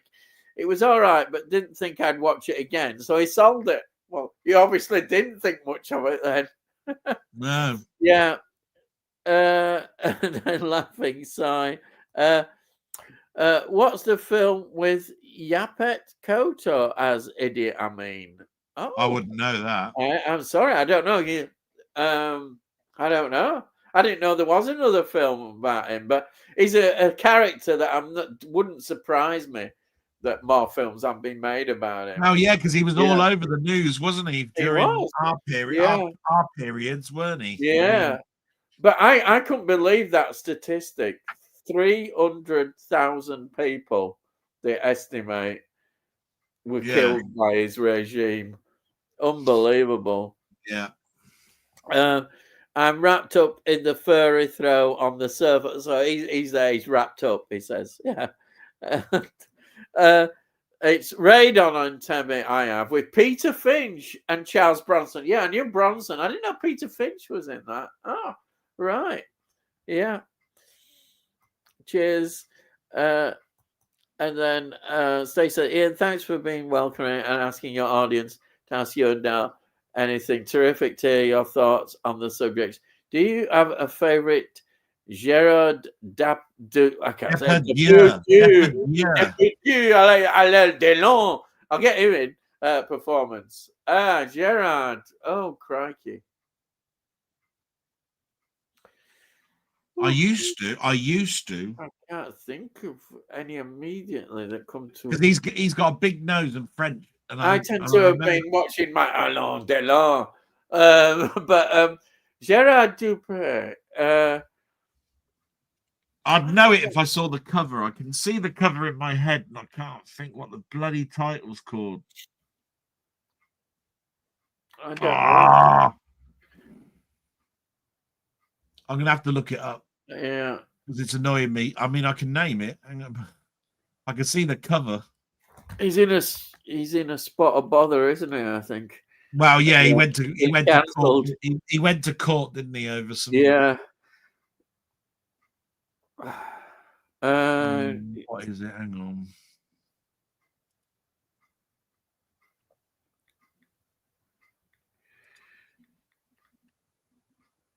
It's coming up in a minute. Well, I mean, I loved him in 1492. Yes. Oh yes. Oh yeah. But it wasn't. But it wasn't that I was thinking of. What is it? Oh yes, there it is. Yeah. The Man in the Iron Mask. Ah, right. Yeah, I just couldn't remember what Andy's it was called. Done a version of I can't say Cyrano de Bergerac. I don't know he's done that one. Yeah. Asterix. The Asterix films. Oh yeah, he did a caricature, didn't he, of Asterix and the Gaul, and Asterix the Gaul. Yeah. Oh, he's in that film that I really would love to see more of. I'm sure that's it. It's the 1900. Or maybe that's a different version because I know it's got Burt Lancaster in it and loads of actors. Yeah, I mean, I've seen Jean de Fleuret. I've seen. Yeah. Let's see. Oh, he's done a Margaret. I mean, I I've didn't seen know green. that. I've seen Green Card. I've seen La Miserable. I've Yeah. seen. Let's see, what else have I It's seen? I've apparently in seen. live action 102 Dalmatians. Yeah, but I never really got on with those, so I probably wouldn't I remember never those. seen it. No. Let's have a look. Yeah, there's loads of films here. I didn't realize so. I don't really know any of these. I want to see a lot more French films. One thing I've learned. Oh, I did see back in the day Cyrano de Bergerac, yeah. But yeah, the ones that stick out, I remember now. You know, was 1492, but it was The Man in the Iron Mask that I was trying to think of. Yeah. I could see the cover. I was going, "Oh, what is it? Jesus Yeah. Christ, I can't remember what it is." And Denny's going to kick my ass because we talk about The Man with the Iron Mask and The Freedom and all of those sort of films, and that's why I was going, "Oh, I do know what it is. I just can't friggin' out think what it is." Is that Les Miserables a musical film? Yeah. It's based on the musical, but it's the live action. You know, in other words, it's a live action of the musical that Cats should have been. Right? You don't do a film like Cats; it's shit. Right? You do it like this, right? And you go and you refer them to that film. Yes. Yeah. You know what I mean? Yeah. It sounds like a lot of interesting films. Really does. Oh well, you'd love The Man in the Iron Mask. Emile Claudel. Oh, yeah. You'd love The Man in the Iron Mask. I can tell you that. Now. Yeah. Oh, I'd love it. I think I'd like a lot of these. I definitely. Again, it's something like I want to get into more French films. They're always coming up when I'm doing my research. I think the one that sticks out for me when it comes to French films is Nikita.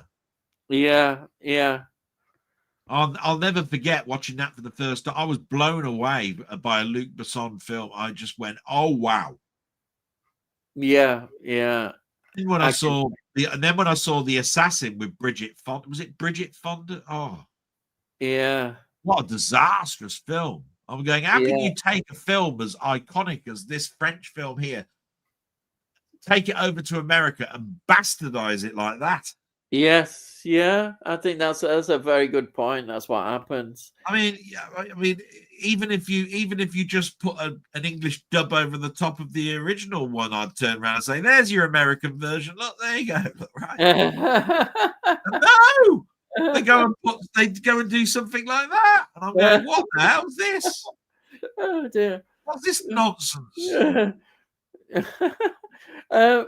Now this is interesting. I don't know the answer to this. Are you planning on buying anything for Black Friday? It depends. It depends what's available, and is it going to be a con, or is there going to be genuine reductions? I don't know. I'd like to think there were some genuine reductions, but some have started pretty early, haven't they? They've got to start early. Everybody's brassic. Yeah, I'd love to find some genuine. Oh, if you do, I'm always too late. Like sometimes, have you watched, on YouTube, and somebody saying, "Oh yeah, I've got this. It only costs so and so," and you go, "Oh, creaky, I want that," and then when you go, it's gone. The thing that annoys me about Black Friday, it started off over in the States anyway as a thing, right? But we over here get paid weekly or monthly. Yeah.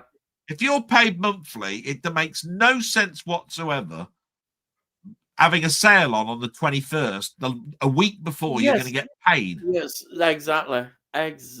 Yeah. Right. So I'm there going, what? Yeah. By the time the Black Friday sale's over with, I've got no money. I've got to wait until I'm paid, and then the sales are all over with, and you're going, well. And of course, people are thinking of Christmas as well. Yeah. I mean, they want money for Christmas. You're right. It's more a Thanksgiving thing in the States, isn't it? Yeah, we Thanksgiving sale. Yeah. The trouble is, they brought it over here, and they rely now that Black Friday is going to tell Yeah. them what to expect for Christmas expectations for sales in the high Yeah. street. And they'll just carry on. Now there's literally no high street. It's a nothing thing. Am I going to do anything for Black Friday? I'll tell you what. The only thing is, I found out last week, because again, this is something that pisses me off.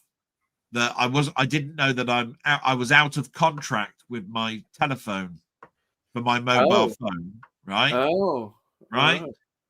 That I've got to therefore look for a new deal Yeah. for either a phone or just the SIM card. Yeah.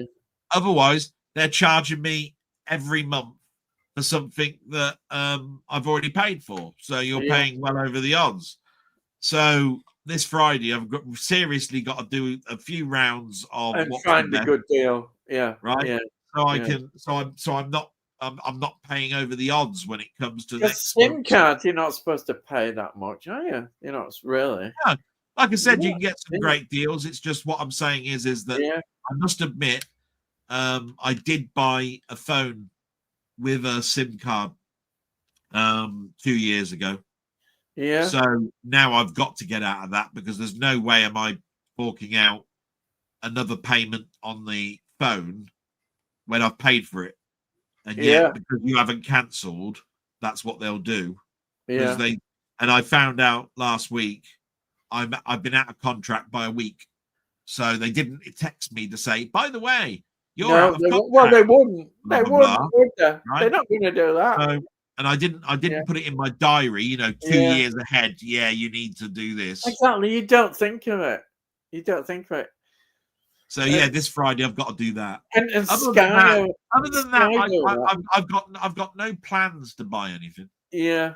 I don't think you ought to have a plan. No. You only have a plan if there's something that you desperately need, like, this is just broke. And I don't need it right now, but I am going to need it, so I'll wait until the Black Friday comes along. Right? That's a good way of looking at it. But don't buy a TV because somebody turns around and said, "Oh, they took £1,000 off of this thing," right? Do you remember the days before the internet when there were sales on? People were outside queuing up outside the shops. You had to go early.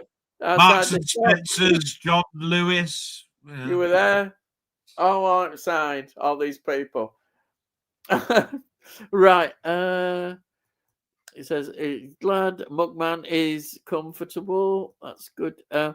Why would you cast? So who would you cast in a readaptation of Harvey as a James Stewart role?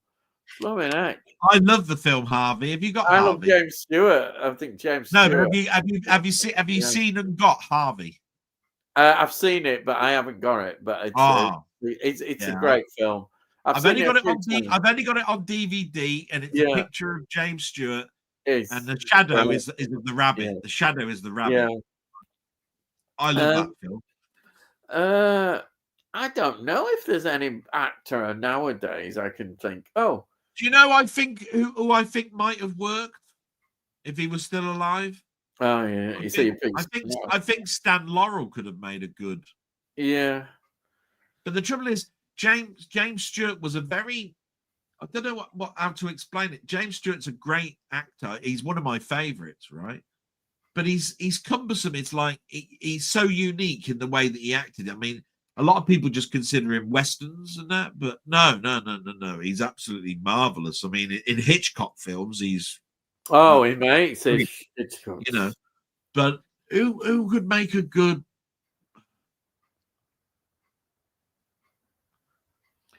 Do you think Cary Grant could have done it? I don't know. Yeah, Hitchcock had him, Cary Grant, didn't he? In some films, he's quite sophisticated, Cary Grant, isn't he? Yeah. So this is why I'm saying I don't think he'd make a good. This is why I went Stan Laurel's a comedian, so that he might have been able to done if it was a young Stan Laurel asking him to do a straight act, but with a bit of comedy, I think he could have probably have adapted. Yeah, and that might have worked because he's got that sort of awkwardness that I think Yeah. James Stewart has in that particular role. Right? It's a very I do urge people to go and watch that film because it's a very weird one to talk about. You know, he's got an imaginary, friend, a rabbit, and it's like, how can you make a film out of that? You have to watch the film to know what I'm talking about. I know who could do his own take on it and maybe quite good at it would be Steve Coogan. I think Steve Coogan would be iconic. Yeah, he'd do that well. He'd do that well. It is. After seeing him what he's done recently with like Jimmy, who we don't like to mention. He could do all sorts. I think he'd make an inspired. I think that's an inspired choice. Yeah. I wouldn't have thought of that. Yeah. I'd go with that. I'd watch that every day. Yeah, we'll go with that. Yeah, you came up with the perfect answer on that. Yeah, well, I just think he's so good, isn't he? It's just, what can you say about him? Talent. I was thinking of actors at the time, and you're thinking of like in the future, and I'm trying to be contemporary, but there aren't that many ones that I know.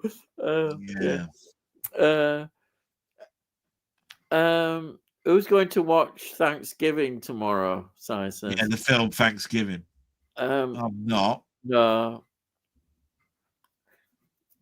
What I will watch every Thanksgiving is Planes, Trains, and Automobiles. Yeah, I was just going to say that. You beat me to it. Yeah, I thought you might do. Yeah. Remember, I did ask that question to everybody. Yeah, what is everybody's favorite Thanksgiving film? Because I don't think there is anything other than Planes, Trains, and Automobiles as an actual film, is there? Yeah, I think I'm going to watch it at Christmas this year. That film. Because I do love it. Yeah, I might just watch it. There is snow on the ground, and they are driving along the roads with it. I watched it with next to Chitty Chitty Bang Bang, and definitely. Tony says, seen Dupree recently as Margaret. Oh yeah, I mentioned that. May Gray. Yeah, Margaret. Seen Depardieu recently as May Gray. May Gray. I wish I could pronounce it. Yeah, May Gray. Trade one John Woo directed movie for one John Carpenter movie. Have them exchange a movie they've made. I can do John Carpenter. John Woo, I don't know as many. Well, you got Face Off. Yes. Okay, Face Off. What about that prison one? Is that one of his as well? With Nicolas Cage on the prison. Oh, yeah. What's that one called?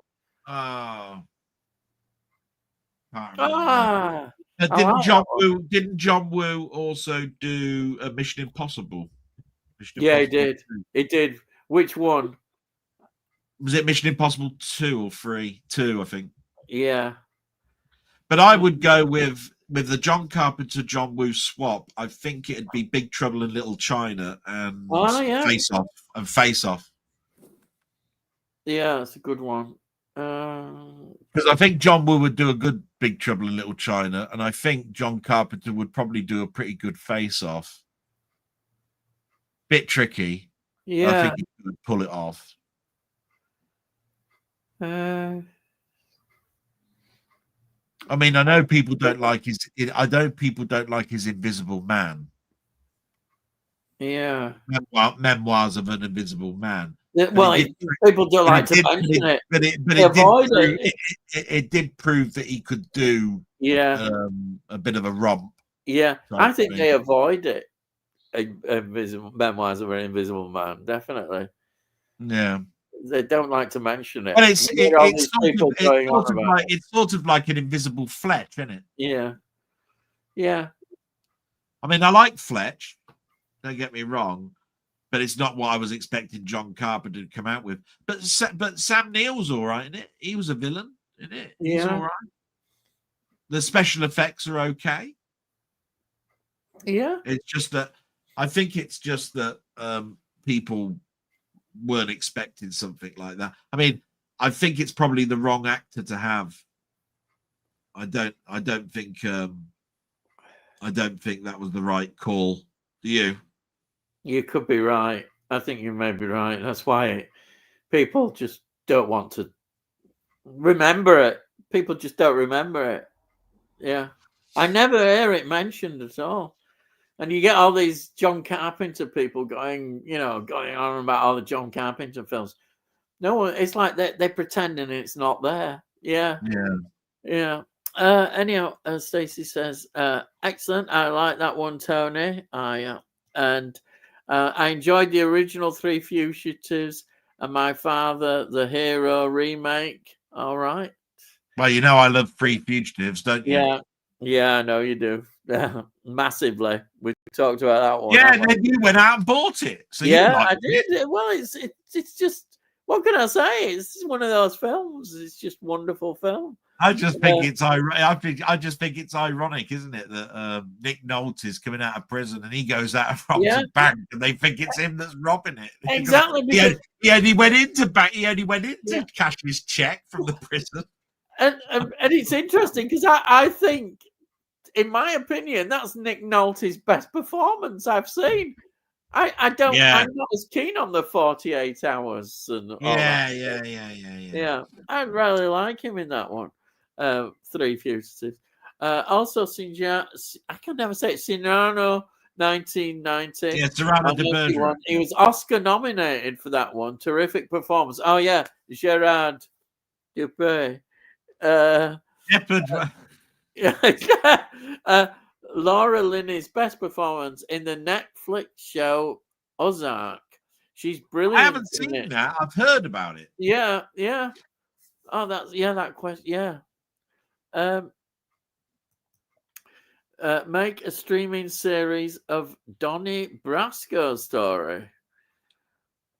Interesting. Well, I'll try, but I don't think it'll come out. No, I don't think they would. I do it in my back garden. Put it on YouTube. No, I'm sorry. I don't think they would, Stacey. And then Acres of the movie. Who is the actress in your thumbnail? Well, it's from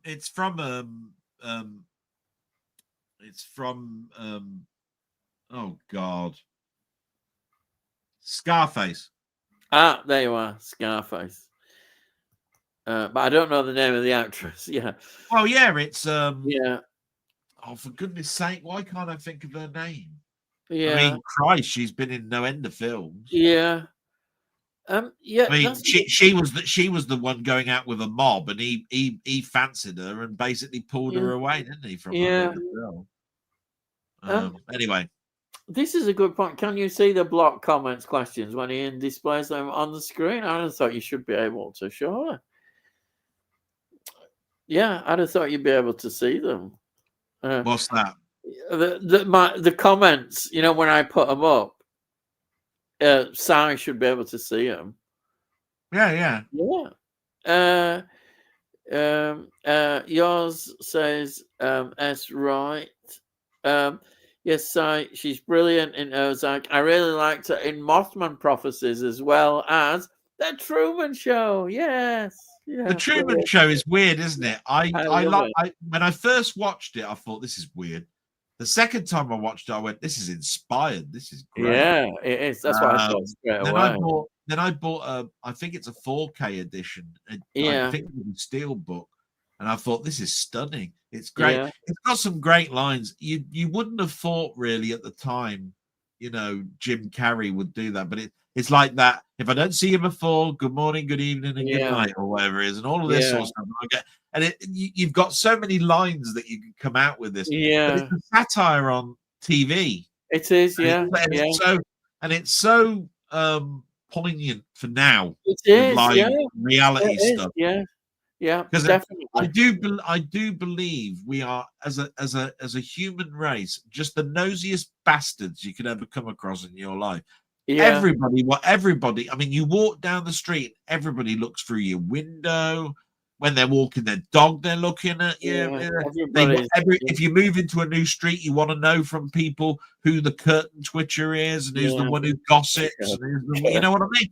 Yeah, and I swear that's why. I wouldn't say my blog is popular, but I do think it's just people want to know what's going on in your Oh, life. yeah, You know, yeah, listen to it. You know yeah. what I mean? It's It's like, it's human nature. Don't you think it's human nature? People being nosy. yeah. People did like it if I say things like that, but it's true. It's true. You know, we're all nosy, and nobody likes to admit it. But Yeah. yeah. Oh yeah, I've talked about John Hurt. Yeah, amazing. Yeah, he is. John Hurt is just one of my favorites. Oh, because you asked me that question, Yeah, didn't you? yeah, I did. Yeah. Did you like the fact I mentioned your favourite? Yeah, yeah. I knew you'd mention it. I was hoping, anyhow. But yeah, I thought I'll give you an easy question this week. So I did. I Oh, gave that you was an nice easy of one. you. There Thanks. were Yeah. loads. I Yeah. thought to myself, I could just imagine you. Yeah, you're reading through this and going, "Shall I be a bastard this week?" And I give him thought a I'd be hard nice. question, right? Oh, I'll be easy this week. Yeah, Yeah. I did. But and then I thought, well, next week I can come up with some bastard In fact, I've still got my notes. Yeah, look, I've still got my notes. Yeah. I can come up next week with a difficult one. Yeah, come up with a real bastard of one. Yeah. Why don't I'll you? be thinking about it. Well, yeah, Alien, Elephant Man, 10 Rillington Place. Yeah. I could come up with what's your favorite You know what? film? I couldn't remember. Yeah. I couldn't remember if I was right about the Pied Piper, but I was. Yeah. It's amazing how your memory works. Yeah. But I remember reading the book at school, and then I remember seeing the cartoon. Yeah. And I was pretty sure he did do the voice, and I was right. I knew he'd done Watership. I knew he'd done Watership Down because I bought that last year. That is, fantastic film. Anyhow, get ready for next week. Yeah, bastard. Well, be on Friday when I do it. Yeah, your favorite Mexican film, I think. Oh yeah, thanks. you do know that I've got I don't read the question until the Sunday, and I've got to think of it. I know, but so there's no point putting something really difficult because I just go, fuck no. Next. Yeah, what you have to do sometimes. I mean, I can't just put, I don't know. So sometimes you need an easier question, That's all right. Yeah. That could have been difficult if it weren't for the fact that we were talking about John Hurt in our stream a couple of weeks ago. Well, I thought he's got quite a good selection of films, and there's bound to be some that you like out of those films. I'm not a big follower, you see, of the Harry Potter films. Yeah. I remember I've seen him in Hellboy. Yeah. And then for some other reason, when Hellboy came to mind, I instantly thought of Indiana Jones. And I was going, oh, yeah, he was. He was in the Crystal Skull, wasn't he? He was the one who lost his mind. But the reason for that, I think, is because Hellboy it starts off with a very gothic type. Yeah. The little devil shows up with the Nazis and everything all around. Do you know what I mean? Yeah. Trying to do their experiments, to get some type of deadly weapon to win the war, don't they? Yeah. And so Indiana Jones, you remember the Nazis from the, from the Indiana Jones films. There's always some German Hitler type flipping character in it or something, isn't there? So I was thinking probably one of the earliest films I saw him in, apart from 10 Rillington Place, was another one that doesn't get mentioned a lot, but hit me quite hard at the time. He's in Midnight Express. He's the junkie prisoner. That's right. Midnight Express, which is a really good film. Midnight Express. Midnight Express is a great film. If you've never seen it, you're on the edge of your seat the first time you're watching Midnight. Well, yeah, he gets off of the plane and basically he's arrested, and then it's all just get worse and worse for him, don't they? Terrible. Yeah, but it's supposedly loosely based on a true story as well. It is based on a true story. Yeah. Yeah, but it's a very good film. Very good. It used to be on TV a bit, but I've not seen it. Not seen it for years. No, I haven't. It's a good film though. And then James says, has Ian had his account act? As far as I know, I haven't. I don't know. Anyhow, I know it's still on about this business with things, but who would you cast in Risk? Is that a board game film, Risk? Risk is a board game, but I think there is a film called Risk. I turned around and said that not famously, I said that Game of Thrones could be you could make a game based on the board game Risk. So I don't know. I don't know quite what the film Risk is. I'm pretty sure I've seen it. But, there has been a film based on the board game. No, I think there's a film called Risk. It's just called Risk. Oh, right. I'm going to have to look it up now. It's pissing me off. I don't know if it's based on the board game or not. Oh, it'd be interesting. You could do a film based on board game. 2016, Risk. Who's in? What is American documentary film written and directed by Laura Poitras about the WikiLeaks founder, just Julian Assange. Him, yeah. Don't know what to say about that. Yeah. That's why I've seen it. That's why I've seen it, because I think I saw it on Netflix. Oh, right. I've not. Yeah, it's not something I would watch, probably. WikiLeaks business. Risk. Yeah, I'm sure you could, if somebody had the imagination, create a film based on a board game. Why not? You could do. But there is a 2007 film called Risk. Is there?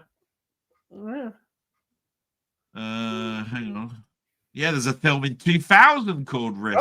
Right. I mean, how many bloody films are called Risk? Jesus Christ. More than you thought.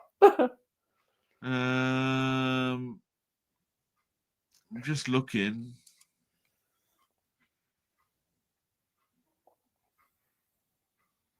I'm just trying. I mean, I don't know. I recognize that cover, but I don't know quite. Every time I click on it, it just brings up an image. Risk 2000. Oh, it's an Indian Hindi language action thriller film. Right. All right. But anyway, yeah, I remember the other one. Right. The 2000 2016. Yeah. Only because I remember about the whole thing about the WikiLeaks. Yeah. It was on the news, wasn't it? Yeah. So that's that's why that one rings. Is that story finished now? It seemed to go on forever and ever. I can't remember. Anyway, we better move on. We're going to be here till 12 again, aren't we? Yeah, we don't want that. It's Michelle Pfeiffer from Scarface. Michelle Pfeiffer, yeah. I told you it was Scarface. Yeah. Ian, do I get any redundancy pay? What do you think? Yo, nay, lad.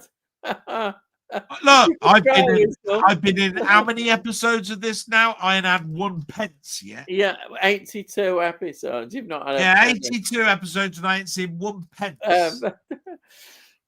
Soon there, put your thumb up. Stacey, what's your bestest of all your bests? Oh, I don't know. What's the bestest of all your bests? Yeah. Pewing at Ian. Oh yeah, we don't mention his name as well. He's another. Yeah, because that'll get you don't want to mention about at Muckman Movies. Thanks, and then and what's your favouriteest thing of all your favourites? Yeah, these are questions that are taking the piss, I suppose. I think they are. Things of all your favourites. Who would you cast? Charlemagne, blooming out. Has anything been done on Charlemagne? He was like a interesting character. Bloody hell, man! You're at 9:03. It's now 10:50. You're going to be here forever if you don't start. Charlemagne. Who would I cast? I'll tell you. I would have cast. Right. I can't answer that one, so I'm going to go. I'll say I think Oh, Richard. hang on. You can give a better answer while I just go and lock the door. So you got plenty of time to actually answer that one, all right? Because I've got to go and answer. I'll tell you. I'm going to say I would cast because I like him as an actor. I did anyhow. He's no longer with us. Showman, I would cast Richard Harris. Why not Richard Harris? Though if you was doing it in, why not have Alain Delon? Yeah, why not have him doing Charlemagne? Oh, there's loads of people that could do it. Yeah, but younger ones. Oh crikey! I don't know. There's younger actors as well. I don't know. I don't know younger ones I can think of, but I think you need somebody with not a younger one. I think you need somebody a bit older anyhow to play the cast. It depends what age you do. I just stepped back because I'm just checking to lock the door, just making sure that's the doors all are right. locked. Do you know what? Do you know what my answer is to that? Right. Go on. Right. There was two answers to that. First of all, I'm too chicken to answer. Do you get that? Chicken chow mein. No, yeah, Right, chicken. right. Yeah. Go the on. second one is fog on, leg on. Okay, there you are. Fog on, leg on. Right. Because that was a cockerel, wasn't it? Yeah. I know. I've heard of fog on, leg on. Turn says, good one, sigh. And then, if not Malcolm McDowell, who would you have cast in A Clockwork Orange? Oh, blooming heck. Stacey, you don't have some great questions. Oh, who would you?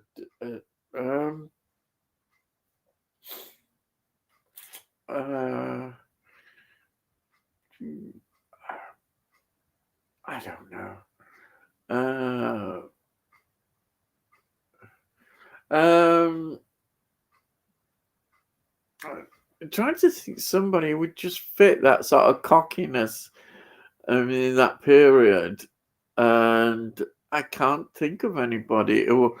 I mean, Malcolm McDowell was just perfect, Absolutely. After If, I love If is one of my favorite films, but then to go on to do Clockwork Orange, I can't think of anybody who I would really put in that. I'm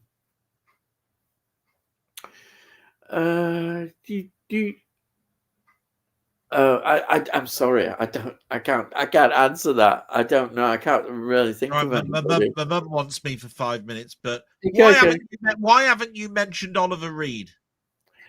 Because he's not alive now. No, but who would you cast in A Clockwork Orange? I was trying to think of somebody nowadays. No, but back in the day, 1970, Oliver Reed. Yeah, Oliver Reed could have done that. Yeah, back in the day. Yeah, that's a good answer. Okay, I'll carry on because you want us to hurry up. Which actor would you use to advertise your new musky aftershave? I don't wear aftershave. I don't think. But old-fashioned soap and water, lad. It's a nice soap. I'll tell you what, Jamie. You could advertise it. You could be a great advert for beards and advertising. Yeah, I think we'll use you. I think. Yeah, you could do that. You can have fame, lad. Hey, Bayek, you can do it. Yep, definitely. Actually, that's a good answer. Do you know what I thought? Do you know what I thought he said? Yeah, I was just coming back, right? Yeah, because I've just checked on my mum. She's all right. Yeah, she basically just wanted some toilet roll. Yeah. I thought he said monkey aftershave, right? And I was thinking Roddy McDowell. Yes, yeah. But that answer, P.S. It was musky. It was musky. So. Yeah. Yeah. He's certainly changed from his Bond image now as P.S. Brosnan. Oh, this is a good answer. What about Julian Clary? Clary.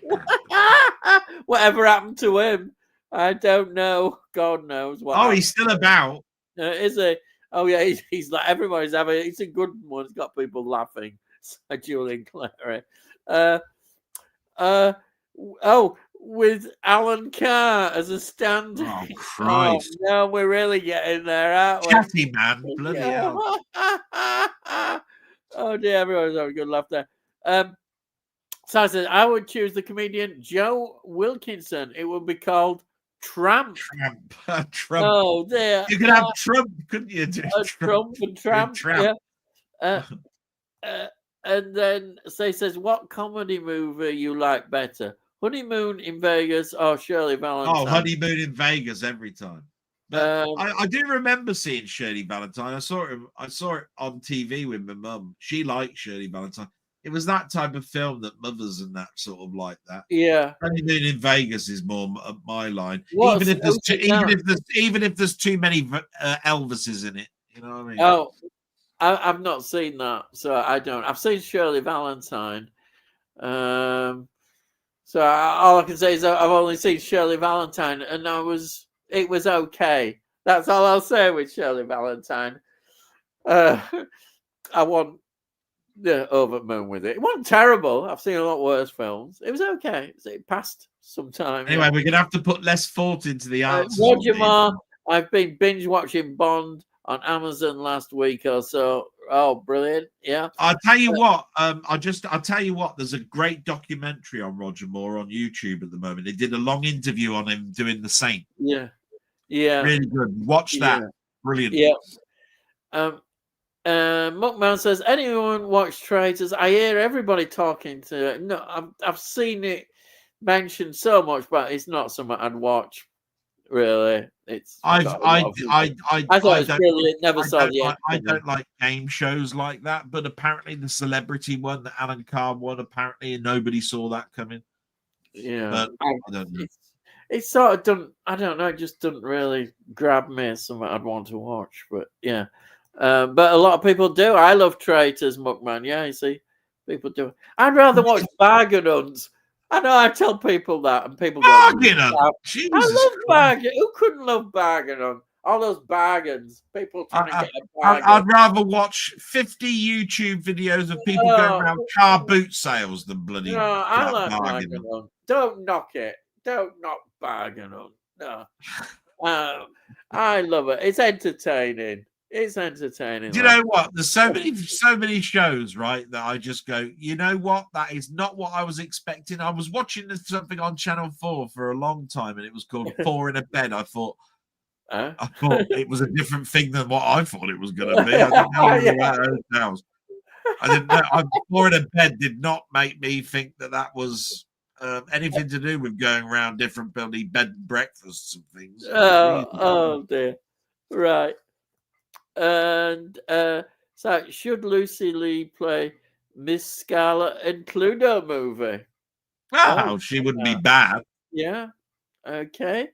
How could they have turned on Joe Marler? I have no idea what you're on about, but there you are. Yes, brilliant, Muckman. That was terrific. The end of Traitors was insane. Yeah. Just there we are. I suppose I'm missing out, am I? I don't know. I don't feel that. Which Flight of the Phoenix is better, the original one? Oh, Christ. I did like them. I did like the modern one, and I did like the original one. Yeah. I'd probably go with the one I saw first, and that was the original. Yeah. Yeah. But, you know, they are good. Yeah. And then Muckman says, not surprised Alan Carr was a wreck. The James Stewart one, just watched it a few weeks ago. All right. Yeah. Harvey's great. Harvey is like it's one of the classic ones, like about Mr. Washington and also you know, I mean, It's a Wonderful Life. You know, I mean, it's up there with those. Yeah. But a lot of people bypass it. I don't know why. Yeah. I know this is controversial, but I think It's a Wonderful Life is a bit overrated. Oh, now that is. Oh, it's because I you love sing that it film. so much, and everybody says it's the Christmas film. You I know, will it's always look. like I it's will say this. I will yeah, say this. It was a flop, right? It was a yeah, big flop when it came yeah, out. But the thing about it is that I think it's just too much of a build up because it takes an absolute age, and yeah. then I think and then that's what and I then and yeah, then 40 minutes from the end, you then get to see the angel, and then he goes yeah, around and he sees just what it was like yeah, without being there, and then all of a sudden it's yeah, the end, and, and you're and, going, yeah, bloody hell, this film's about 2.5 hours long, and it took about, and you have to see Bailey's life yeah. for about 2 hours before you get to the And bit that makes I'm not sense. sure as a character. He's almost too frantic and too. I don't Oh, he is know. at the end. Yeah, and, He is at the end because he yeah, realizes it's just just what it would have been like. yeah. Goodbye, Um, movie house, all of this sort of stuff, right? I But understand that, but I don't know. Um, I never quite. I think it's a very good film, and a lot of people really rate it highly and love it. A lot of people yeah, really do love it. I I love can, it. I think it's a great but film. I don't. I So can't go through Christmas without watching that film. oh right, I probably could manage. Yeah.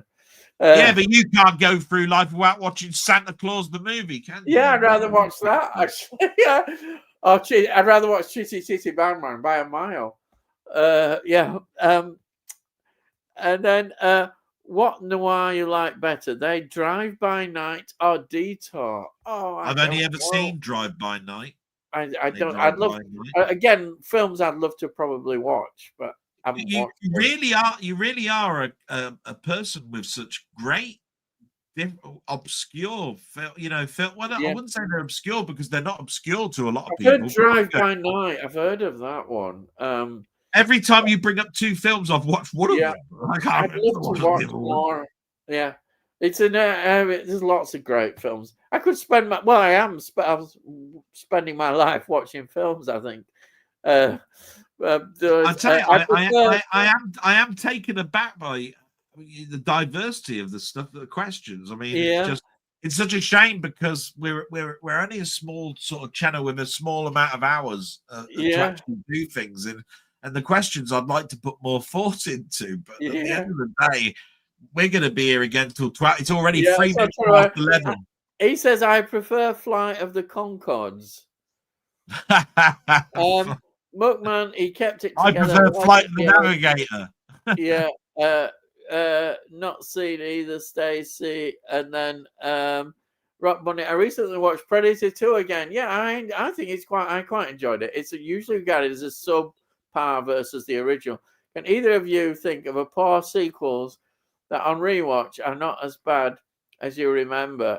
I must concur. I like Predator That's a 2. very good thing because to be quite honest, when Predator 2 came out, I remember it coming out and everybody thought it was subpar. But I turned around and said, but what you got to do is it's a different jungle, right? That's the whole point. It's set in a city where the other one is set in a real jungle. Both of them are jungles. Do you see what I mean? Yeah. So I really like that. I just thought that this is a weird choice. Danny Glover. Bloody hell. I mean, I know he's been in a couple of action films, like the Lethal Weapons and all of that sort of stuff. But he's such a weird cast person when you consider Arnie was in the original. Yeah. You see what I mean? But in regards to the question, bloody hell, a sequel that was subpar, but when you actually watch it again, it's not that bad. Oh, it's a difficult. I usually can think of them afterwards. I'm thinking, yeah. I go, yeah. Why was I stupid? Not thought about that. Battle for the Planet of the Apes. No, I thought it was great the first time. To be honest, yeah. When I saw Planet of the Apes, yeah. then I saw Battle. When I saw, sorry, but what am I talking about? Beneath the Planet of the Apes. Yeah, Beneath the Planet's with the bomb. No, I love Yeah. that. Yeah, I So love what that. I was getting at was it took me a Yeah, long time to like that film. yeah, It took me a long time because I was so inspired with the first one. The yeah, second one, after I'd watched it for the third time, I thought it was inspired. Thought it was lovely. Thought it yeah, was a great yeah. film. I But love watching that one. Yeah. initially, I didn't get on with the mutants. I didn't get on with Didn't you? Frank. Oh, I didn't get on with Franco. Uh, oh, you know, there was a lot of things. I just thought to myself, what's all this hallucination nonsense and all of this sort of stuff? I yeah. just don't get it. But it's inspired. It's great to see all the stuff underground and you see all the Oh, I underground love it all. Yeah, the references.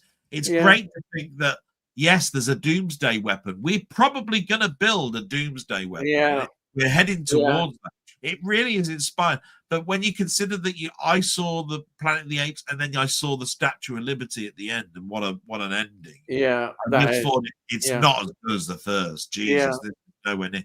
And then when I saw Escape from the Planet of the yeah. Apes, One I of my thought we were. favorites.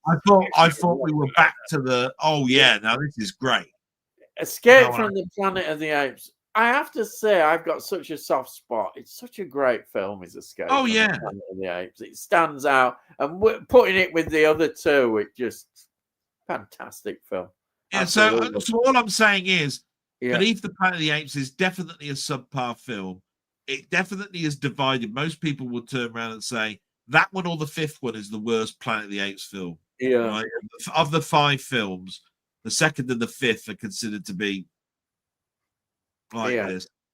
And I would definitely say if you watch it the second one a number of times, you'll actually turn around and see what a good film it was. yeah, yeah. And actually, I enjoy watching them all, even though those right at the end.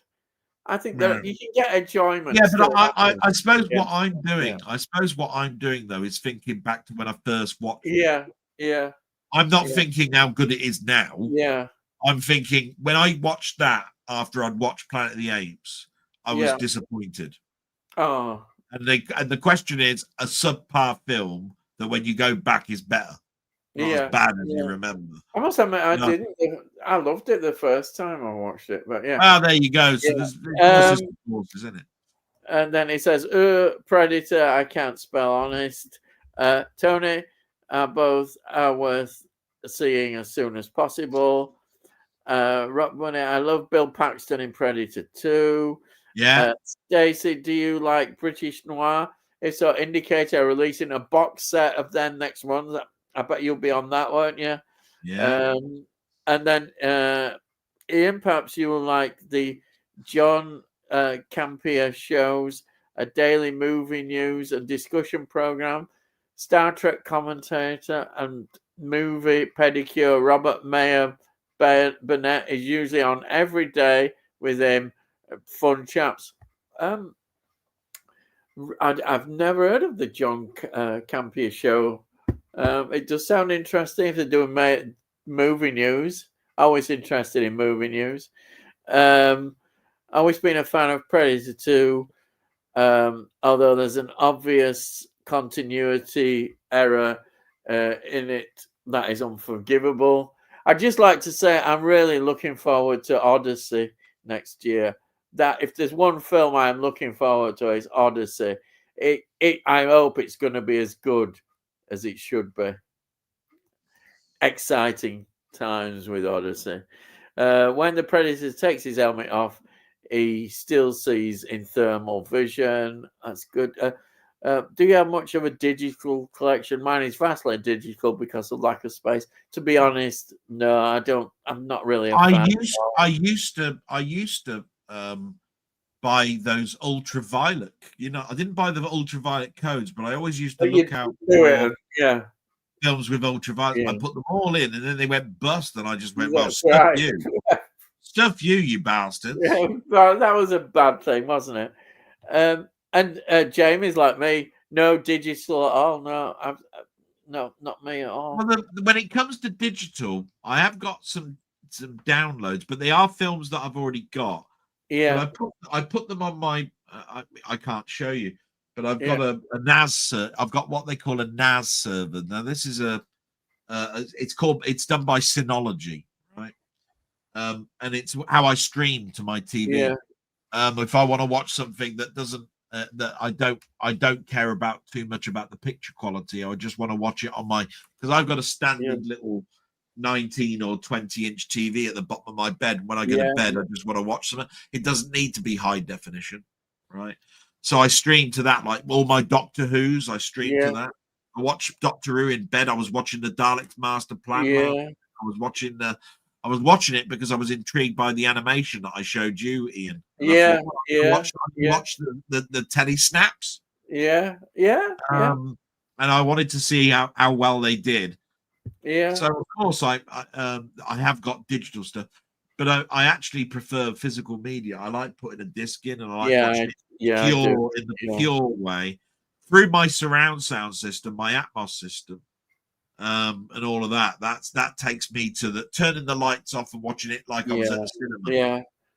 Wow. I'd rather put on a DVD, to be honest, some of the time, Yeah. I'd rather do that. I still like DVDs. Because so we better move forward.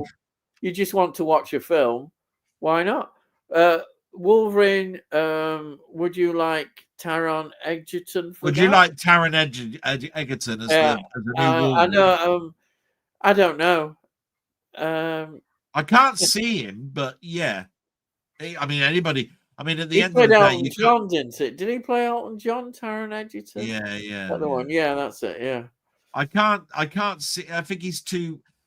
Wolverine is one of those characters that is a bit buff, but he's buff like Tom Cruise a little bit. You see the rib cage and you see the stretched skin across the pecs and all of that sort of stuff, and the rib cage.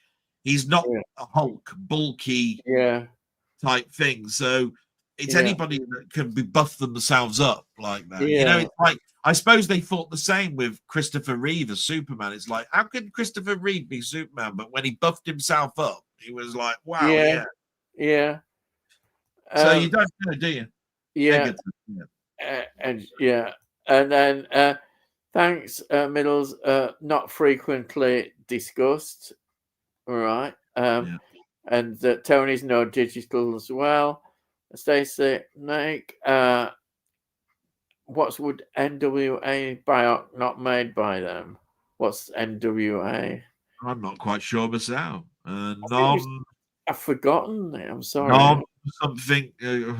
I'm sure she mentioned this. I'm sorry, Stacey. I know you mentioned it before them initials, but I can't remember. I'm sorry. The trouble is, I haven't been here for about 45 minutes. Yeah, I mean, last week. I remember we had. I'm sure she mentioned them, and I'm so sorry. I can't remember. Make a better 2-pack Bioc. I'm not a fan. I'm sorry about 2-pack. 2-pack. I don't.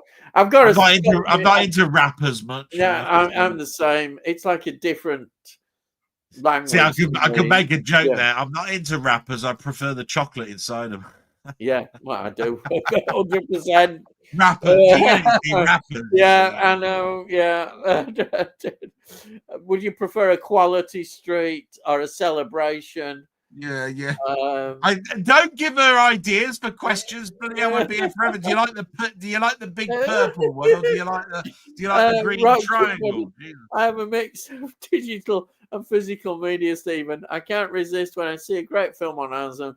It's like $3.99 for a UHD version of it. E.g., I bought Alan the 4K for that price yesterday. Well, that's great. If it works for you, that is fine. That's great.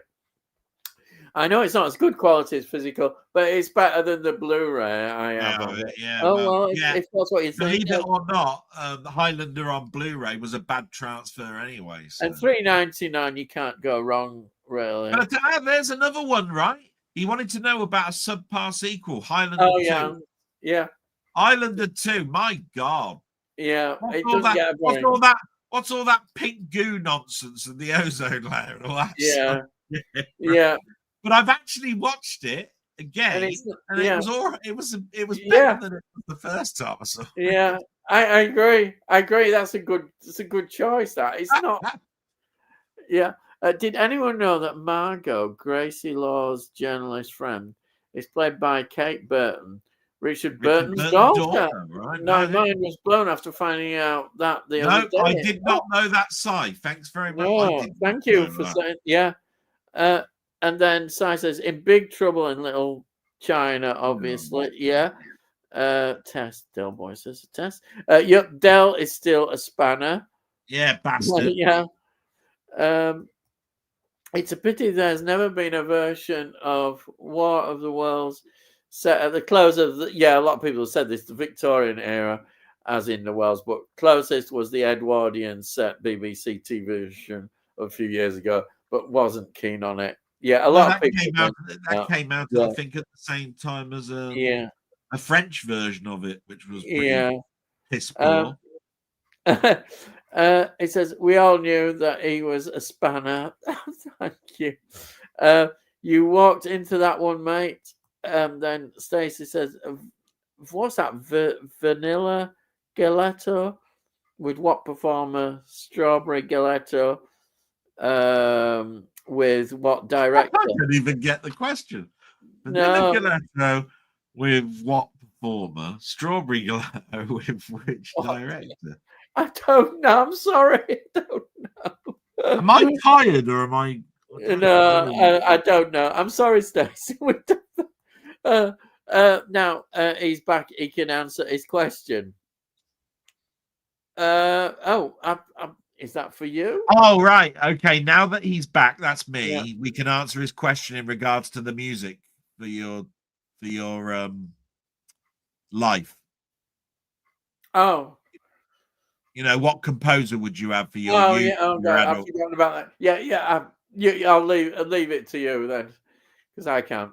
I'm sorry, I can't. My brain isn't going. No, so I suppose what he means is that other people now can start putting. Yeah.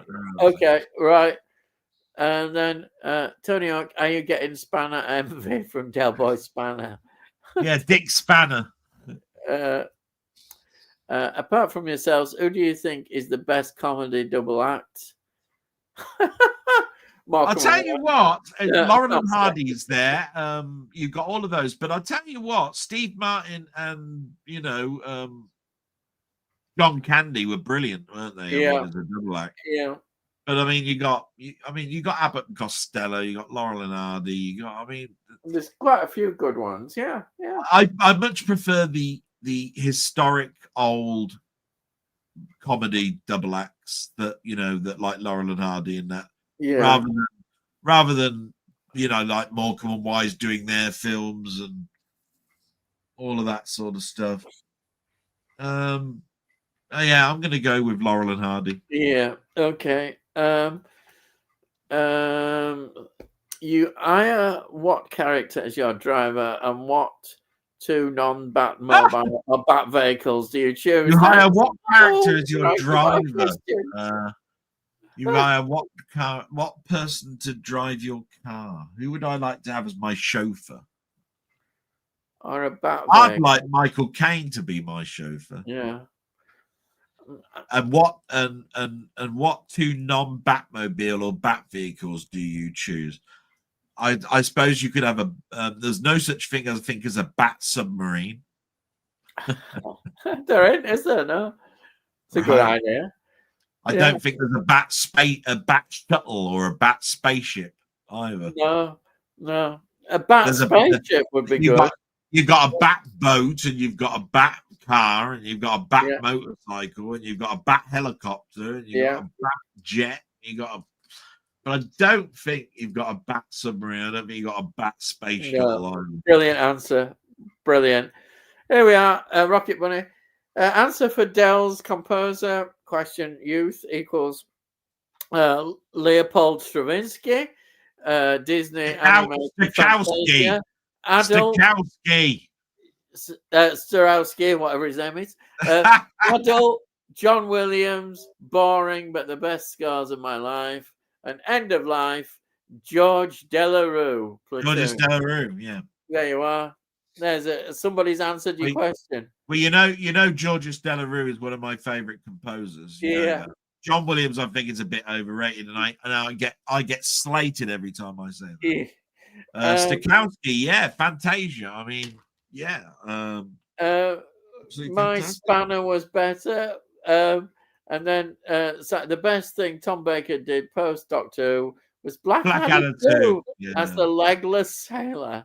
You've got a woman's bottom.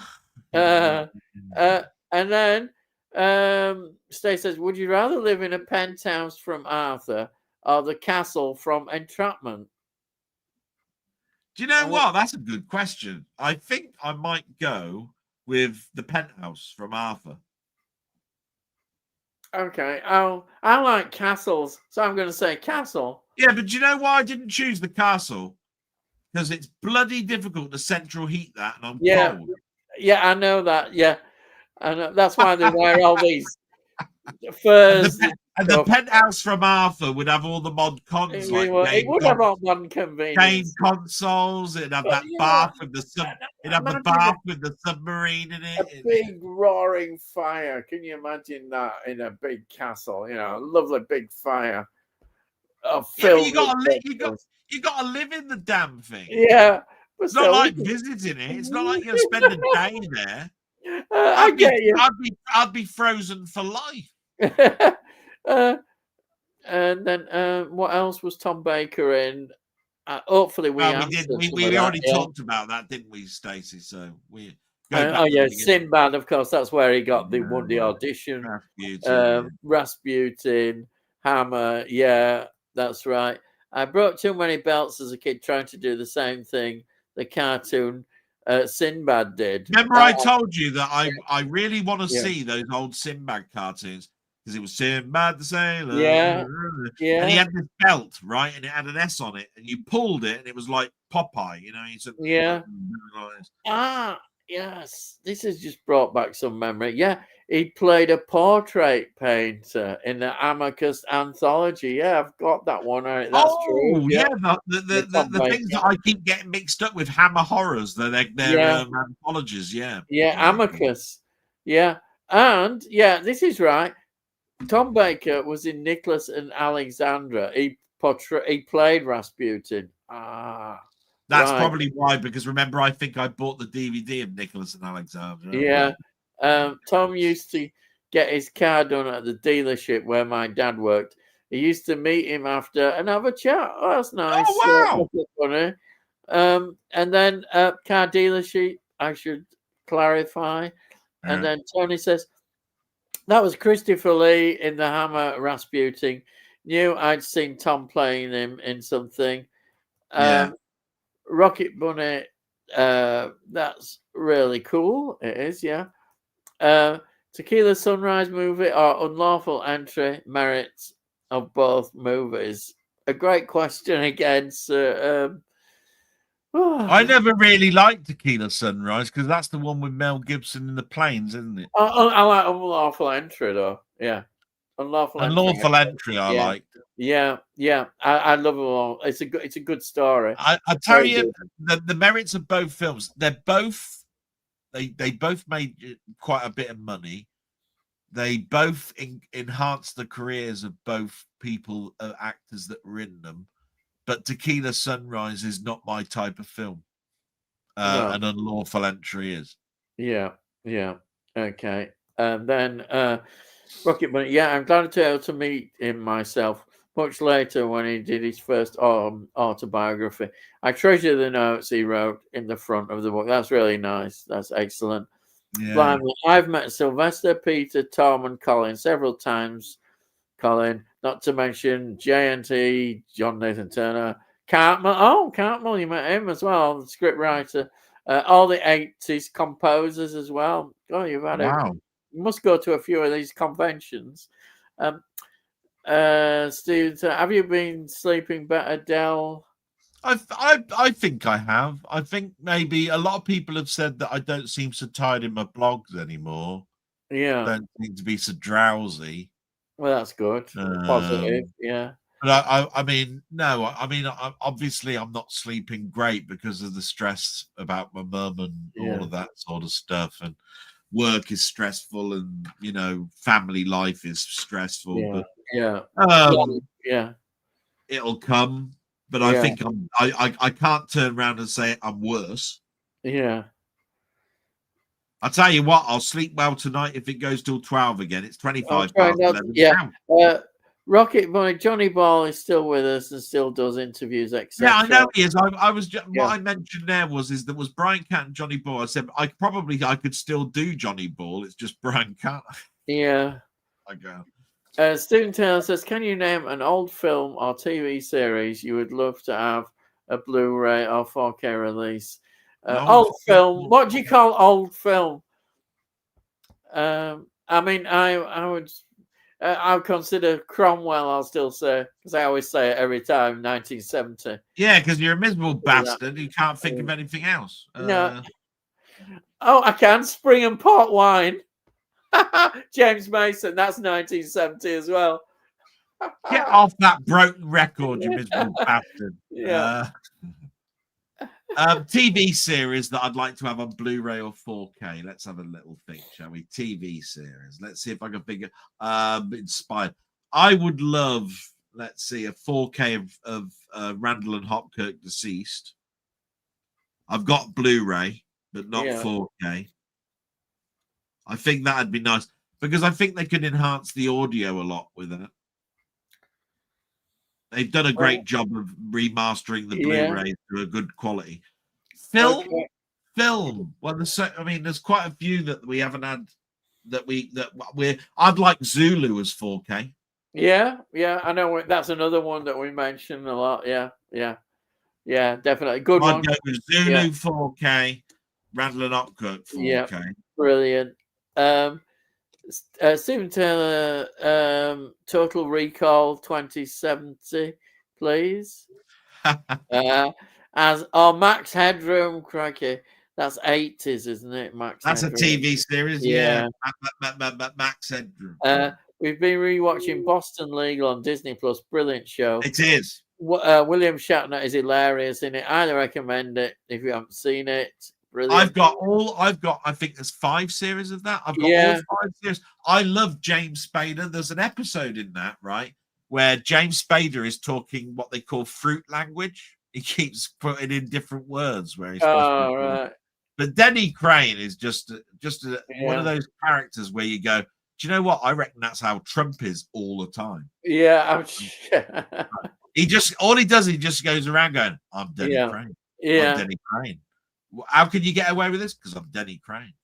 That's all he does all the way through. Yeah. Brilliant. But he always goes on about gun laws and things like this that makes me think of Charlton Heston and that. Alien now inspired. Yeah. Oh, wouldn't that be good? Yeah, we mentioned that. That's been mentioned, I think, quite a bit because it's one of those series as people look back on. I've been thinking about trying to find that. Not sure I want to resub to Disney though. I'll tell you what, you can pick up box sets of the DVD releases of Boston Legal in charity shops for £3. Yeah, they really are cheap. I bet if you go on Music Magpie and World of Books, you could probably pick up some cheap one. I love that. I couldn't wait for that show to come. Yeah, because Candice Bergen was in it as well. Yeah, it's an inspired show. So I like law. I like law things though. Anyway, yeah, it's a satire thing. It's great. I'll tell you another thing I'd like. You can get this in the States, but you can't get it here. Blu-ray of Quincy. All right, yeah, you mentioned that before. Yeah, I know you really love that. Yeah. Rocket Bunny says I can buy on Amazon, so I might do that instead. Just look on Music Magpie before you do. You get it I was busy last week. I'm afraid. Delboy says your rant. My life, unfortunately, doesn't revolve around YouTube. I'm afraid. There you are. Do you know what? That's a cop-out answer, you miserable bastard. Readapt Black Cauldron source material for live action movies. I would not do that. Black Cauldron works because it's a mix for kids of Muppets and all of that sort of stuff. If I remember rightly, Black Cauldron is that. Am I right in that? I'm pretty sure it was like Labyrinth and all of that. Yes, it is. Yeah. I, I, I, I, to be quite honest, I wouldn't want to see a live action.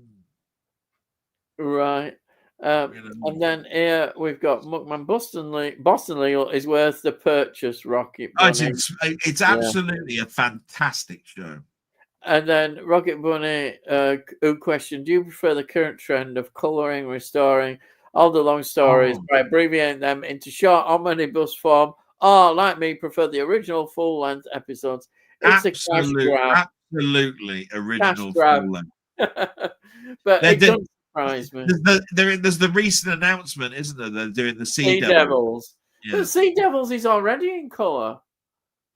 They're just cutting it down because it's because of that Disney production that they're coming out with. That's law between these. Oh, it's stupid. Is that Disney production? So they've gone back to one that they've rebroadcasted a million times. You know, the Silurians or whatever it's it is. Still RTD leftovers. That's how I see it. RTD leftovers. Oh boy. That puts you off straight away. Hans Zimmer did the theme for Going for Gold. Oh, there we are. What, the game show?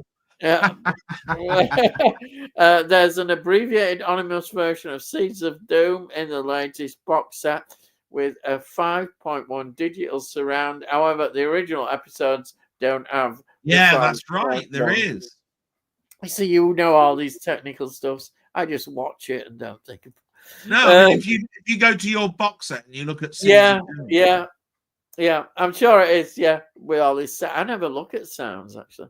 I mean, that's a 6-episode story. Yeah, I mean, I like it. It is. It's an excellent story. Yeah. I saw a film called Sirat at Leeds Film Festival. I highly recommend it. It's a film that constantly ratchets up the tension to shocking effect. Well, that's what you need in films like that. I love it. See, I'm going to write that down. Sirat. It sounds good. Going for Gold with Henry Kelly. That's what I just said. What, the game show? Tony York. Yep. Never knew that. And so it says it's one of his first paying jobs. There you are. Favorite circus scenes. Oh dear. I would say Trapeze with Burt Lancaster and Tony Curtin. Yeah. I definitely wouldn't say what was it, Octopussy is it Octopussy that's got the circus one in, or was it Roger Moore, is that which ended up being a Russian trying to defect. And the one with Joan Crawford, and I can't think of what it's called. I'm sure there's a Joan Crawford one near end of her career where she's. Oh, of course, you've got Vampire Circus. Yeah, Vampire Circus. Yeah. I can't think what that Joan Crawford one's called, but yeah, there's definitely one with her. It's not the famous Trog. So anyway, Trapeze is my favorite. Yeah, turn out there is a documentary about Hans Zimmer on BBC iPlayer. Yeah, there is. And then Rocket Bunny. Problem I had with 2005 series is everyone wore modern clothing. It was infuriating. I wonder what it's. I think that's War of the Worlds. Oh right, I get you. Robin Hood. Is it? Oh right. Yeah. Yeah, that's what. Remember, I was talking about the BBC. Oh, I didn't like. Yeah. You're right. Yeah. Do you like Laws of Gravity, and what other 90s crime dramas you like that are independent? Oh, crikey. See what I mean? I've got to put too much bloody. I'm sorry, Stacey. I can't. 90s crime dramas.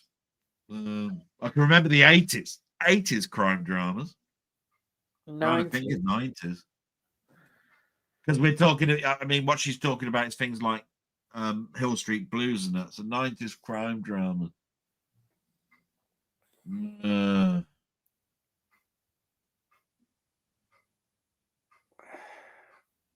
No, that's 2000. Bloody hell. Oh, See, because when you go to the 90s, I'm not quite sure. There's loads. I just yeah, I'm can't sure think there right is. now.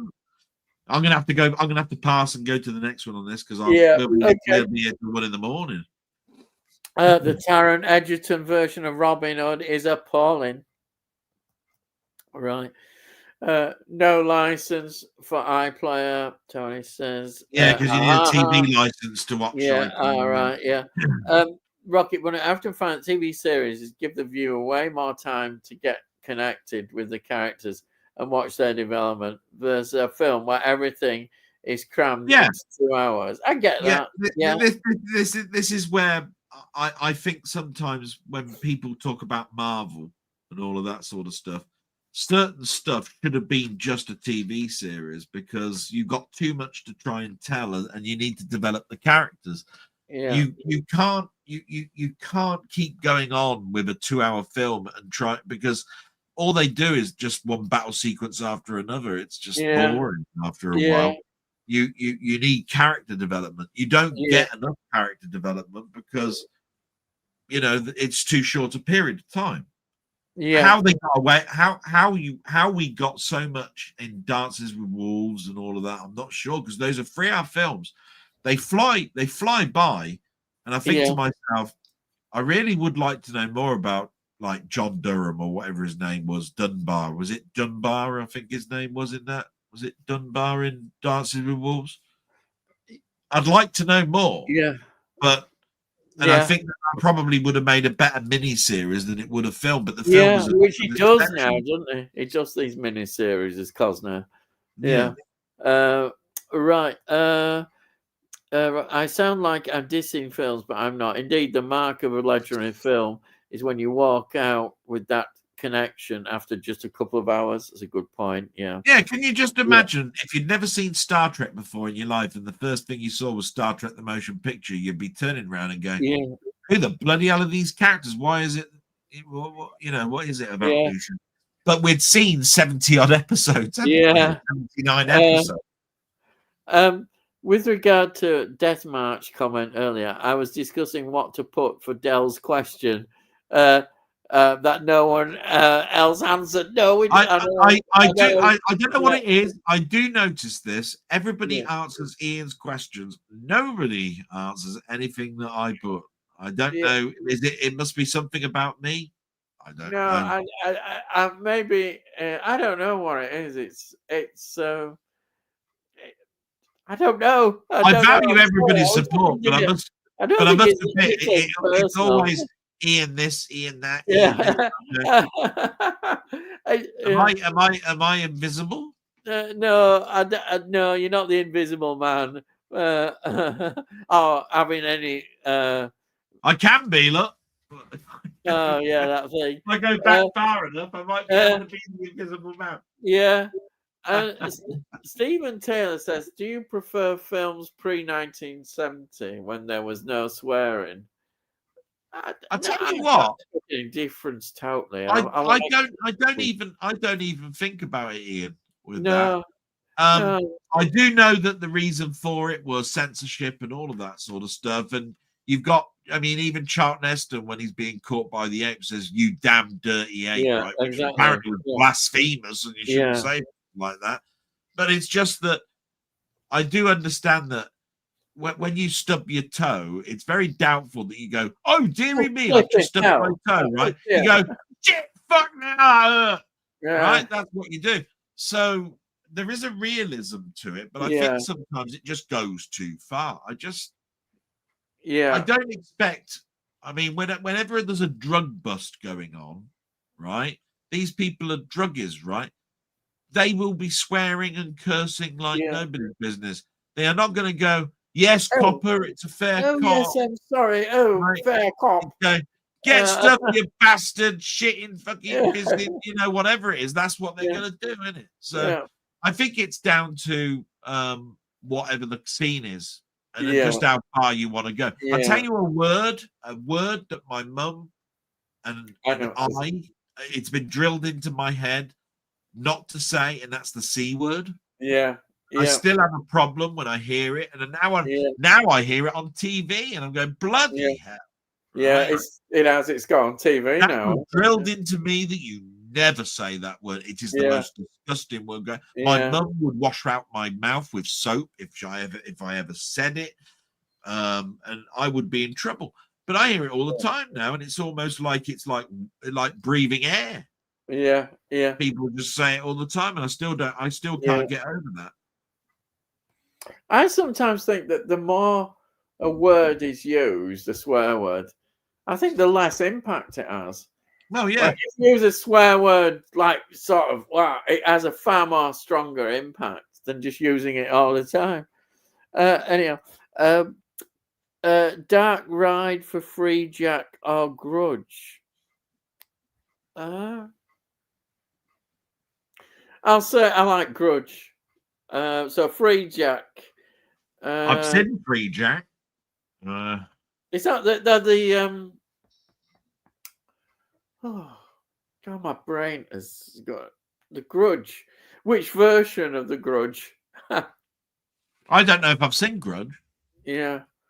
Again, you see, it's two films, and I'm going. The Asian film version of Grudge is good, isn't it? I presume that's the one. It could be it may not be. She might mean another film that's called the. Well, I know there's a film called Free Jack. There's a film called Free Jack City. There's a film called. Is that the one with Mick Jagger in? One of them. One of them. Yeah.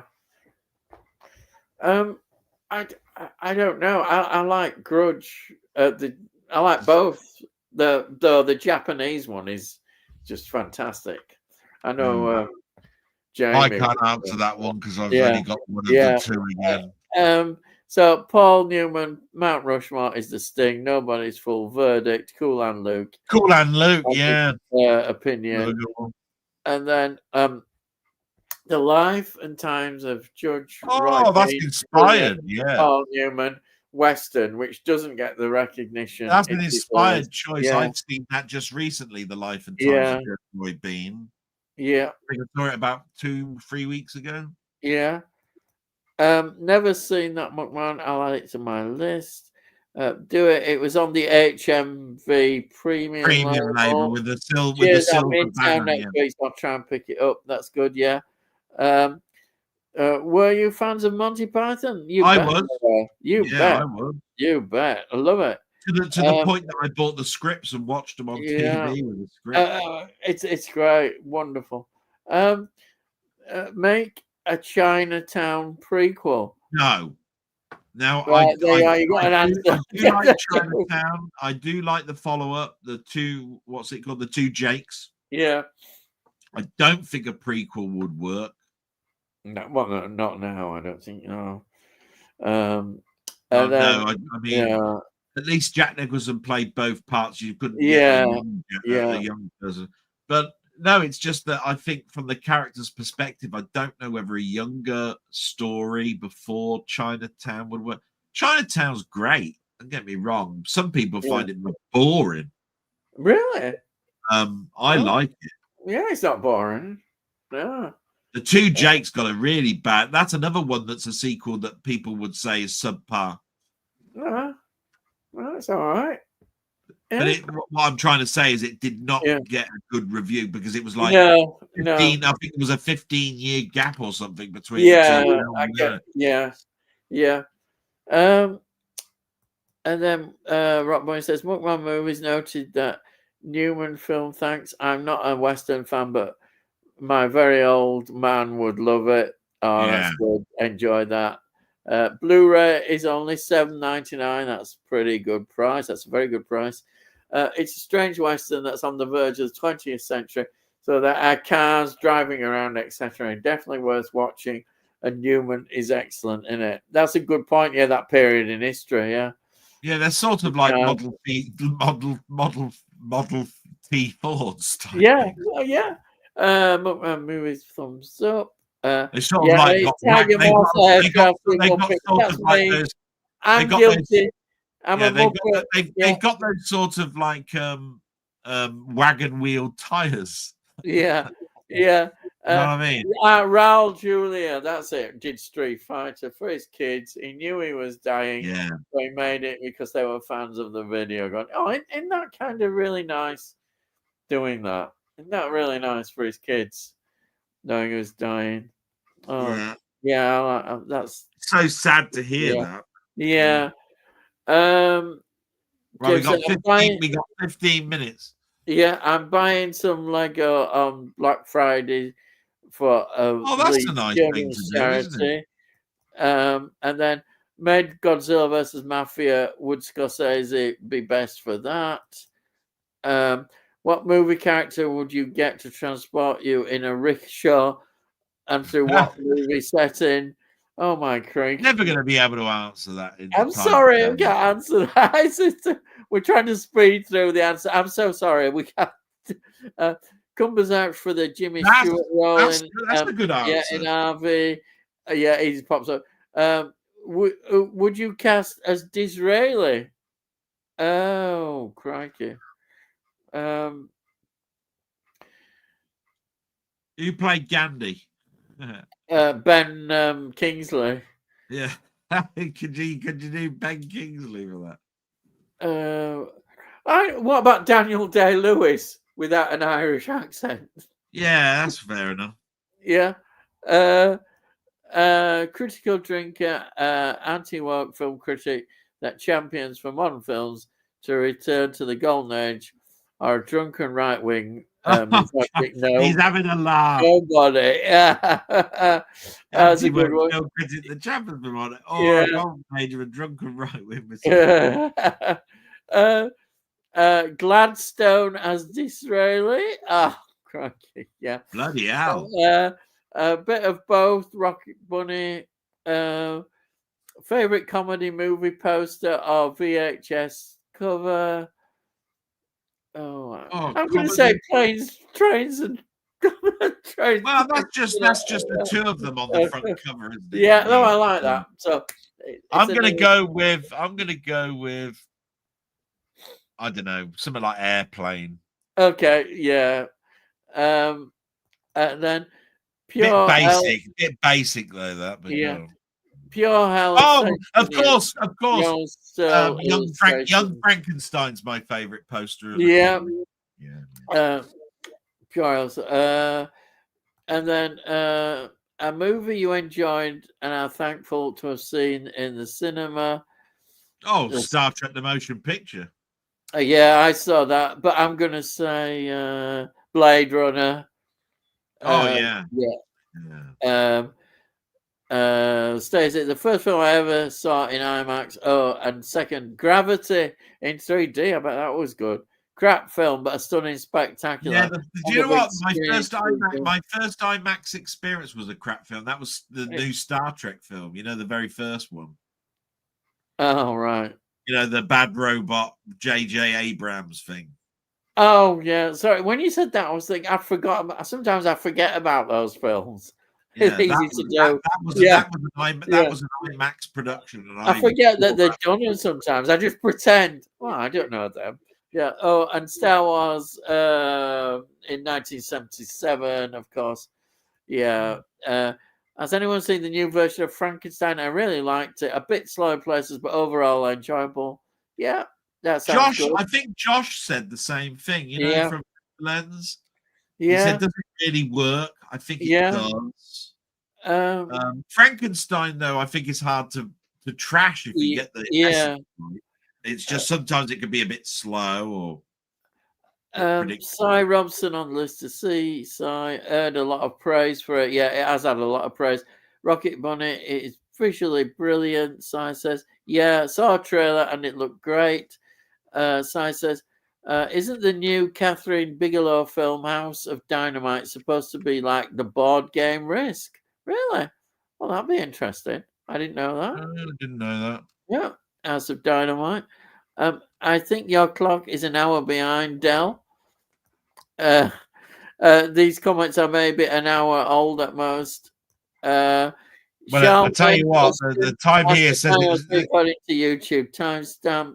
That timestamp there says it's 10:52 that these comments came from. Adapt 1,000 clowns. Oh, right? And then you are correct. Sorry, Deltona, just checked the timestamp also. There you are. So I was going to say that when you're enjoying yourself. Thank you, Tony. Yeah. I keep telling myself that, Tony. And then, would you rather have been on the set of Barry Lyndon or Rocky? Barry Lyndon. I love Barry Lyndon. Absolutely favourite of mine. Yeah, I don't fancy going into meat warehouses and punching. No, I don't fancy that. Hanging meat and all that. No. Barry Lyndon, beautiful film. Best non-Tarantino Walken performances. True Romance. He wrote the script. He wrote the script to True Romance. But it isn't a Tarantino. Yeah. I would say Walken and Deer Hunter, which is one of my favourite films. Ian's going to need a cold drink and a lie down after speeding through these questions. Del, tell of your travels west. Favourite cinema experience out there? My favorite. I mean, the story that I keep telling you is that I did go over to America. I did go over on the day of release of Escape from LA. It was the worst experience I'd ever had watching a film, other than I'd never known us going to a cinema and being able to order a pizza at a table while you're watching the film. Yeah. There was a phone on the table, and you phoned up, and the pizza was delivered.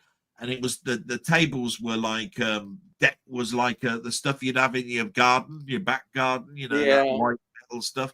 And the system was tiered. So if the further you went up, so that means that people could order their meals. It was an auditorium type thing. Brilliant. Other than that, the best film experience was going to a drive-in. I'd never been to a drive-in before. Yeah. I saw The Blob. Oh, that's nice. In Ohio. I went to Ohio, and I think it was Dayton. No, it was hang on, was it Dayton? No, it was Washington Courthouse in Ohio. Oh. Yeah, Washington Courthouse. There you go. Right. Okay. Right. Here's one for me. Ian, who's your favourite presenter of Bargain Hunt? I have to say Christine Trevelyan. I love Christina Trevelyan. I also like Rue. I think Rue was lovely. She's wonderful. But Christine Trevelyan is great. Debbie my favourites. And I like Phil Serrell as well because he's miserable and he plays onto that role being miserable. So I like that. But other women, Rue and Christina. Beautiful. And then Reed chaps, I'm off to bed, starting a new sleeping regime this week. Take care all. Thank you, Jamie, for joining us, even though you'll be in your bed. See you, man, buddy. See you around. Hang on. See you around, McMahon movie. Sorry, McMahon movie. See you around, you little shit, you bastard. Right, go on. Yeah. Here we are. I'm in trouble again. I like saying controversial things to get people going. It's a Wonderful Life is overrated. Take that back, Ian Hill. Right. This. Well, that's true. Yes. To a certain extent, that's true. I mean, it's like, what? How can it be overrated when it was a flop? But everybody talks about it now and makes it because everybody realizes what a stupid thing it was. It was a flop. Yeah, it is the same. No Christmas is out without It's a Wonderful Life. You've got to watch it. No, you don't. It's not. It's a good film. It's a good film, but it's not the masterpiece. It's better than Santa Claus the movie. No, it's not. You've got to love Santa Claus the movie. Come on, I'd rather watch the Santa Claus. You know what I mean? Oh, yeah. Well, that anyway. Tony says, "Night, Jamie. Who and of their side and nothing. Not seen Bargain Hunt for years. I used to like Catherine Southern. Crikey, that is going back a few years. She's sometimes on as an expert, but she's got her own auction house. So I can talk about all these auction houses. I like auctions and bargains and stuff. Favorite adventure movies? Oh, crikey, just loads. I don't know. Indiana Jones. Yeah, ditto. I'll say that. Sorry. Yeah. Does Charles Anson still appear? He's more now in a role of being the auctioneer. He does sometimes on repeats, but he's more now, I think, assessing because he's got his own auction house, the Hanson auction house. He was in news regarding allegations about his behavior towards his wife. Yeah, he got cleared. It was all his wife was. It's clear anyhow. There was no everybody. A lot of people supported him. It was one of those things because he's going through a divorce and that. Oh, I like Planet of the Apes example. Yeah, good one, Del. I wasn't a fan of Star Wars Episode 3, Revenge of the Sith, first watch, but over time I've grown to love it. That's nice. Good. Interesting side. There's always been a favourite of the prequels, but I'm always an original trilogy guy at art. Yeah. And then Me Too, Rocket Bunny. Empire Strikes Back is my favourite of the whole Star Wars cool. saga. I think so many say that Kirshner did such a better job than Lucas, and the second one is so dark that And then Steve says, you hear a knock at the door. You get the door. It's Spicoli. He has a pizza. What do you do? Well, I turn him away and say, "Where's my proper pizza? I didn't ask for anything with bloody pineapple on, you stupid bastard." I'll say I love pineapple. Delboy loves it really. Just put loads Does more he? pineapple on. Yeah, I it's love a it. bloody fruit. It's a bloody Oh. fruit. It doesn't deserve to be on bloody pizza. Almond pineapple. Wow, love it. Get it on there. All these funny people saying they don't like it. That is a bad thing.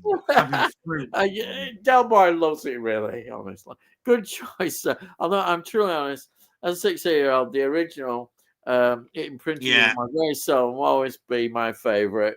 And I was only slightly older than him, so yeah.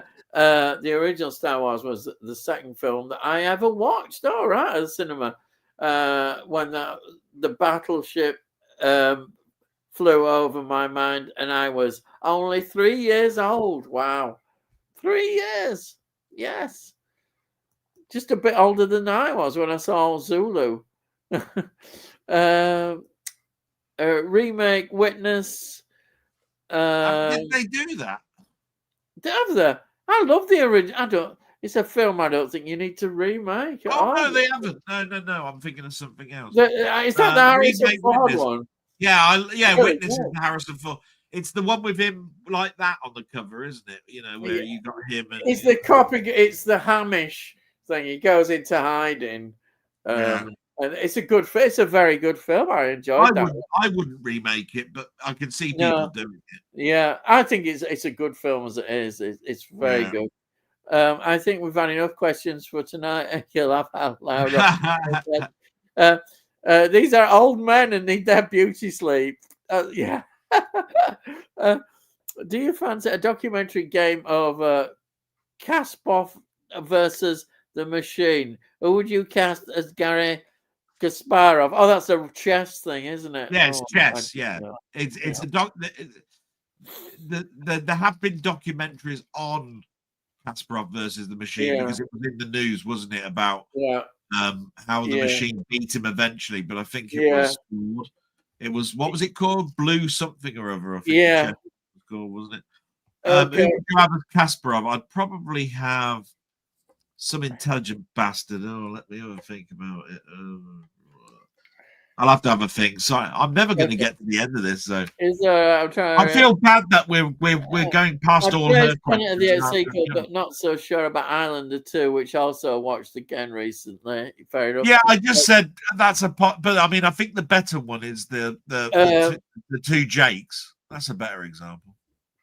Kane would be an excellent chauffeur. His Hollywood stories of him.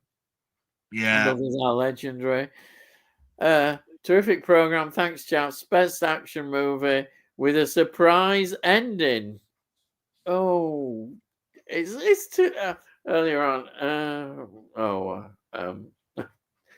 Any ideas? A surprise ending. Best action. I mean, I always keep going back to Planet of the Apes as being the most surprising ending I've ever had in my life. Yeah. But it's not. It is an action film Action of movie. a sort, but a surprise ending in an action film. Probably an Arnold Schwarzenegger one, like End of Days or something. You know, the one where he dies at the end in the church or something. You know what I Yeah. mean? I can't I think forgot of what a it's called. surprise one with Arnie. No, no, I'm sorry. No, right. Sorry. Oh wait, he's got one. Surprise ending. Well, it's not really a surprise, but I do like Demolition Man and Judge Dredd, but they're not really surprise endings. No. I mean, you know, Sylvester Stallone bloody lives and wins or whatever it is, doesn't he? Yeah. Yeah, I can't really think of anything. No, I'm sorry. I like Commando, but it's not a surprise, is it? Not a surprise ending, is it? No. Thanks from Stacey. Thank you as well. Thank you so much. No, thank you very much. Yeah. I'm so sorry that we had to bypass some of the questions towards the end. I have the series on so many formats, but The Prisoner, please. Oh, 4K of The Prisoner. 4K. Yeah. I've got a Blu-ray. Woke me up. I thought it might just wake you up, Tony. Zulu. Do you like romantic comedy, the Dudley Moore movie? Oh, is that the Arthur one? Stacey. Well, I mean, I would say that it's all right. I'd say Arthur 2 was more romantic than first one. Yeah. Arthur 2 on the Rocks is probably more. I've not seen that for years. Actually, I enjoy them, both of them. Actually, I think they're quite good. Yeah. Liza Minnelli was all right, weren't she? Yeah. Actually, I like the idea that Dudley Moore's working in a hardware shop. Yeah. He was trying to sell all these things. Yeah. Oh, that's good. And then Stacey says, "I love Predator 2." Yeah, I do. I don't understand all the hate for it. Actually, you know, Predator 2. Stacey, they're trying to finish. Tony says, "Yeah." Tony, is it getting worse? Please, could you say to Si? And then exit. I would love to see you two chaps do a commentary for the Apes movies. That would be interesting. I'd have a lot to say. I always think that I want to say amusing things, and it's like you see these watch parties, and people are just saying all sorts of. I always think, well, I'm not funny enough. I don't know. Yeah. But yeah, I don't know. The terrible trend to make shorter versions of stories for the TikTok generation. I believe that. I think the same. Yeah. I give up. He says, Stacey, the stream is for everyone. I understand that, but you're clogging it up, so don't we get limited responses from Ian and Delboy. Please limit your questions so we can enjoy the stream. I feel a bit bad that we've had to gloss over a lot of the questions. I do apologize because it's me. I have to go to bed. I've got to be up at 6:30. I'm sorry about all. I'm not going to put Stacey off, but please don't.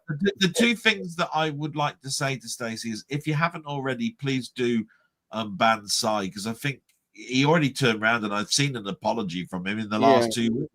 The other thing is, you might want to just start pruning back maybe some of the questions that require a really long answer. You know, like if it's a simple thing like which is better, this film or this film, great. Ones that say please deliberate the worths of something, that might it might take a bit of time to actually get through. More in sort of middle area, then I'd say that if we were doing two streams in a week, I'd say that'd be all right. Yeah, if you can do them in sort of middle, it's nearer the end that we end up having to rush or try to rush near the end. But if you do them earlier, then there's no problem at all. Where we try not to rush. For the record, I would like to draw attention to all my comments last hour. They're not questions, Your Okay, so Berserk. That's it. Tony always knows his stuff. That's the Joan Crawford film. Yeah, well, Tony York is a know-all-nosy bastard that There are should keep simple comments responses to their wonderful comments. Terrific program. Thank you, Stacey. We're so glad that you enjoy it. Seriously. And I tell you what, if you look like Michelle Pfeiffer, I'm dead jealous. Yeah. With regard to, I always say this, NWA, Ice Cube, Dr. Drew, etc., make another biopic of them, not made by them. I'm sorry, I don't understand what. Yeah, these are the bioepics are of rap stars, and I've not been. I don't know anything about I've never really been a fan of. But I know people really do enjoy it, and if you enjoy that sort of thing, then I'm sure you're gonna like that. But it's not for me. It's never really for me. But Rock might say you're too intelligent with comments. A curse you just have to bear. The Cowboy Way, underrated. All right. Okay, the Cowboy Way. And for my death match, I want always look on the bright side of life from the beginning. And I love ACD, Highway to Hell, for when the coffin goes into the furnace. Well, the question was more about composers like, would you have John Barry do your end of life? Would you have Ennio Morricone do your middle of your... They weren't really songs, you know, that you're going to have at your funeral, but it's a good answer. I mean, I'm happy with that, you know. Del, what's Hans Zimmer? Hans Zimmer for all three, yeah. I would have oversight of hands, make sure he doesn't get out of turn. Yeah, because Hans Zimmer is well known for going a bit off tangent. I've seen a documentary of him where certain directors have turned around and said, yeah, you have to sort of like hone him in a bit. Yeah. A bit like Vangelis.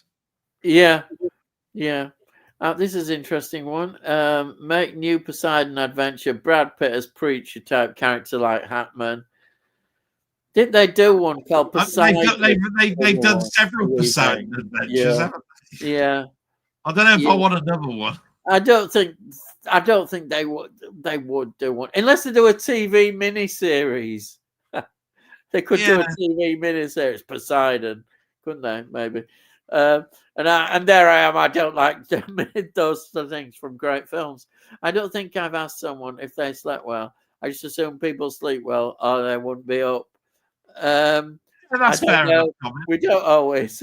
I think it's because most people that have watched my blog, Stacey, is they've noticed that I wasn't sleeping very well. I was therefore dropping off to sleep during the day. Yeah. They were a bit worried about that.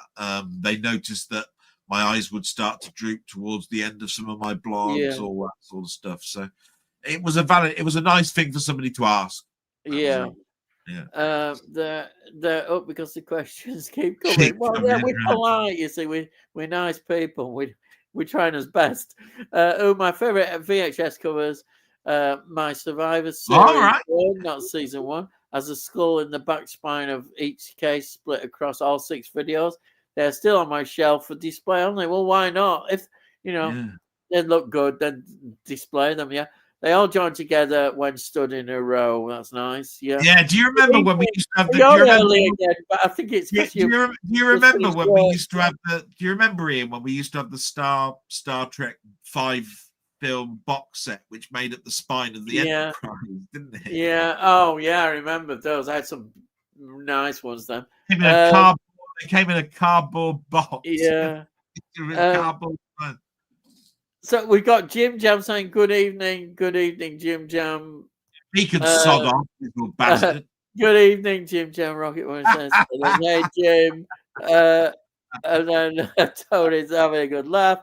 And then Rocket Boy, forgive Tony, he's lost his spanner tonight. I'm hoping to give you it back soon. And then Spanner's there. And everybody's we'll give him a sonic screwdriver. Despite the fact that Si keeps throwing them, that moi, What's Who? that? Moi? Yeah. Sorry, I'm a bit slow on phones. Me? No. I had to be very careful to pick up the correct finger emoji. Yeah, I bet. Yeah. Yeah. And there we are. We're still going off there. I think sleep deprivation has made me chat slightly insane now. Yeah, that's probably true. Sorry, laughing. And then that's actually a good series of collab videos for you both from Acres. Just recording offline discussions like you are now, talking and focusing on specific films, etc. I'd watch them. Would you? It's his time. It's fitting it all in. We could do that with Doctor Who, I think. Right. Yeah, we could. Cease and desist on all further comments, Rock Bunny says. Cease and desist. And then we've got Jim Jam. Good evening. Yeah, good evening. And is this deja vu? Or did James just say that before? He did say it before, probably. No, it's so nice that Jim Jam showed up. Yeah, it is. It's nice that he pops in, and he's such a cheerful bloke, Jim Jam. He's a miserable bastard. He's a miserable bastard, but I like him. Yep. Lawsuit incoming. Terry says, "Good morning, all. Thanks. Yeah. Good morning. Bye. 99 guys. Great stream as usual. I haven't done a rant at Sai, have I? Special shout out for Mrs. I haven't done a rant at Sai. Sai, you miserable bastard. Fucking hate you little shit. Go off to your best cinema and don't bloody hang about around here anymore, you little git. Yeah. How's that? And that's it. Thank you, everybody who is done it at the end. And also, I didn't do what I normally do, but his link is in the middle. Sorry, in the stuff all that. I'm so sorry. Stuff all that. It's good night from me. And it's good night from him. And I'm going to say thanks for all your support, guys, and salute from Frankie Howard. And all I've got to say is, I'll see thee again.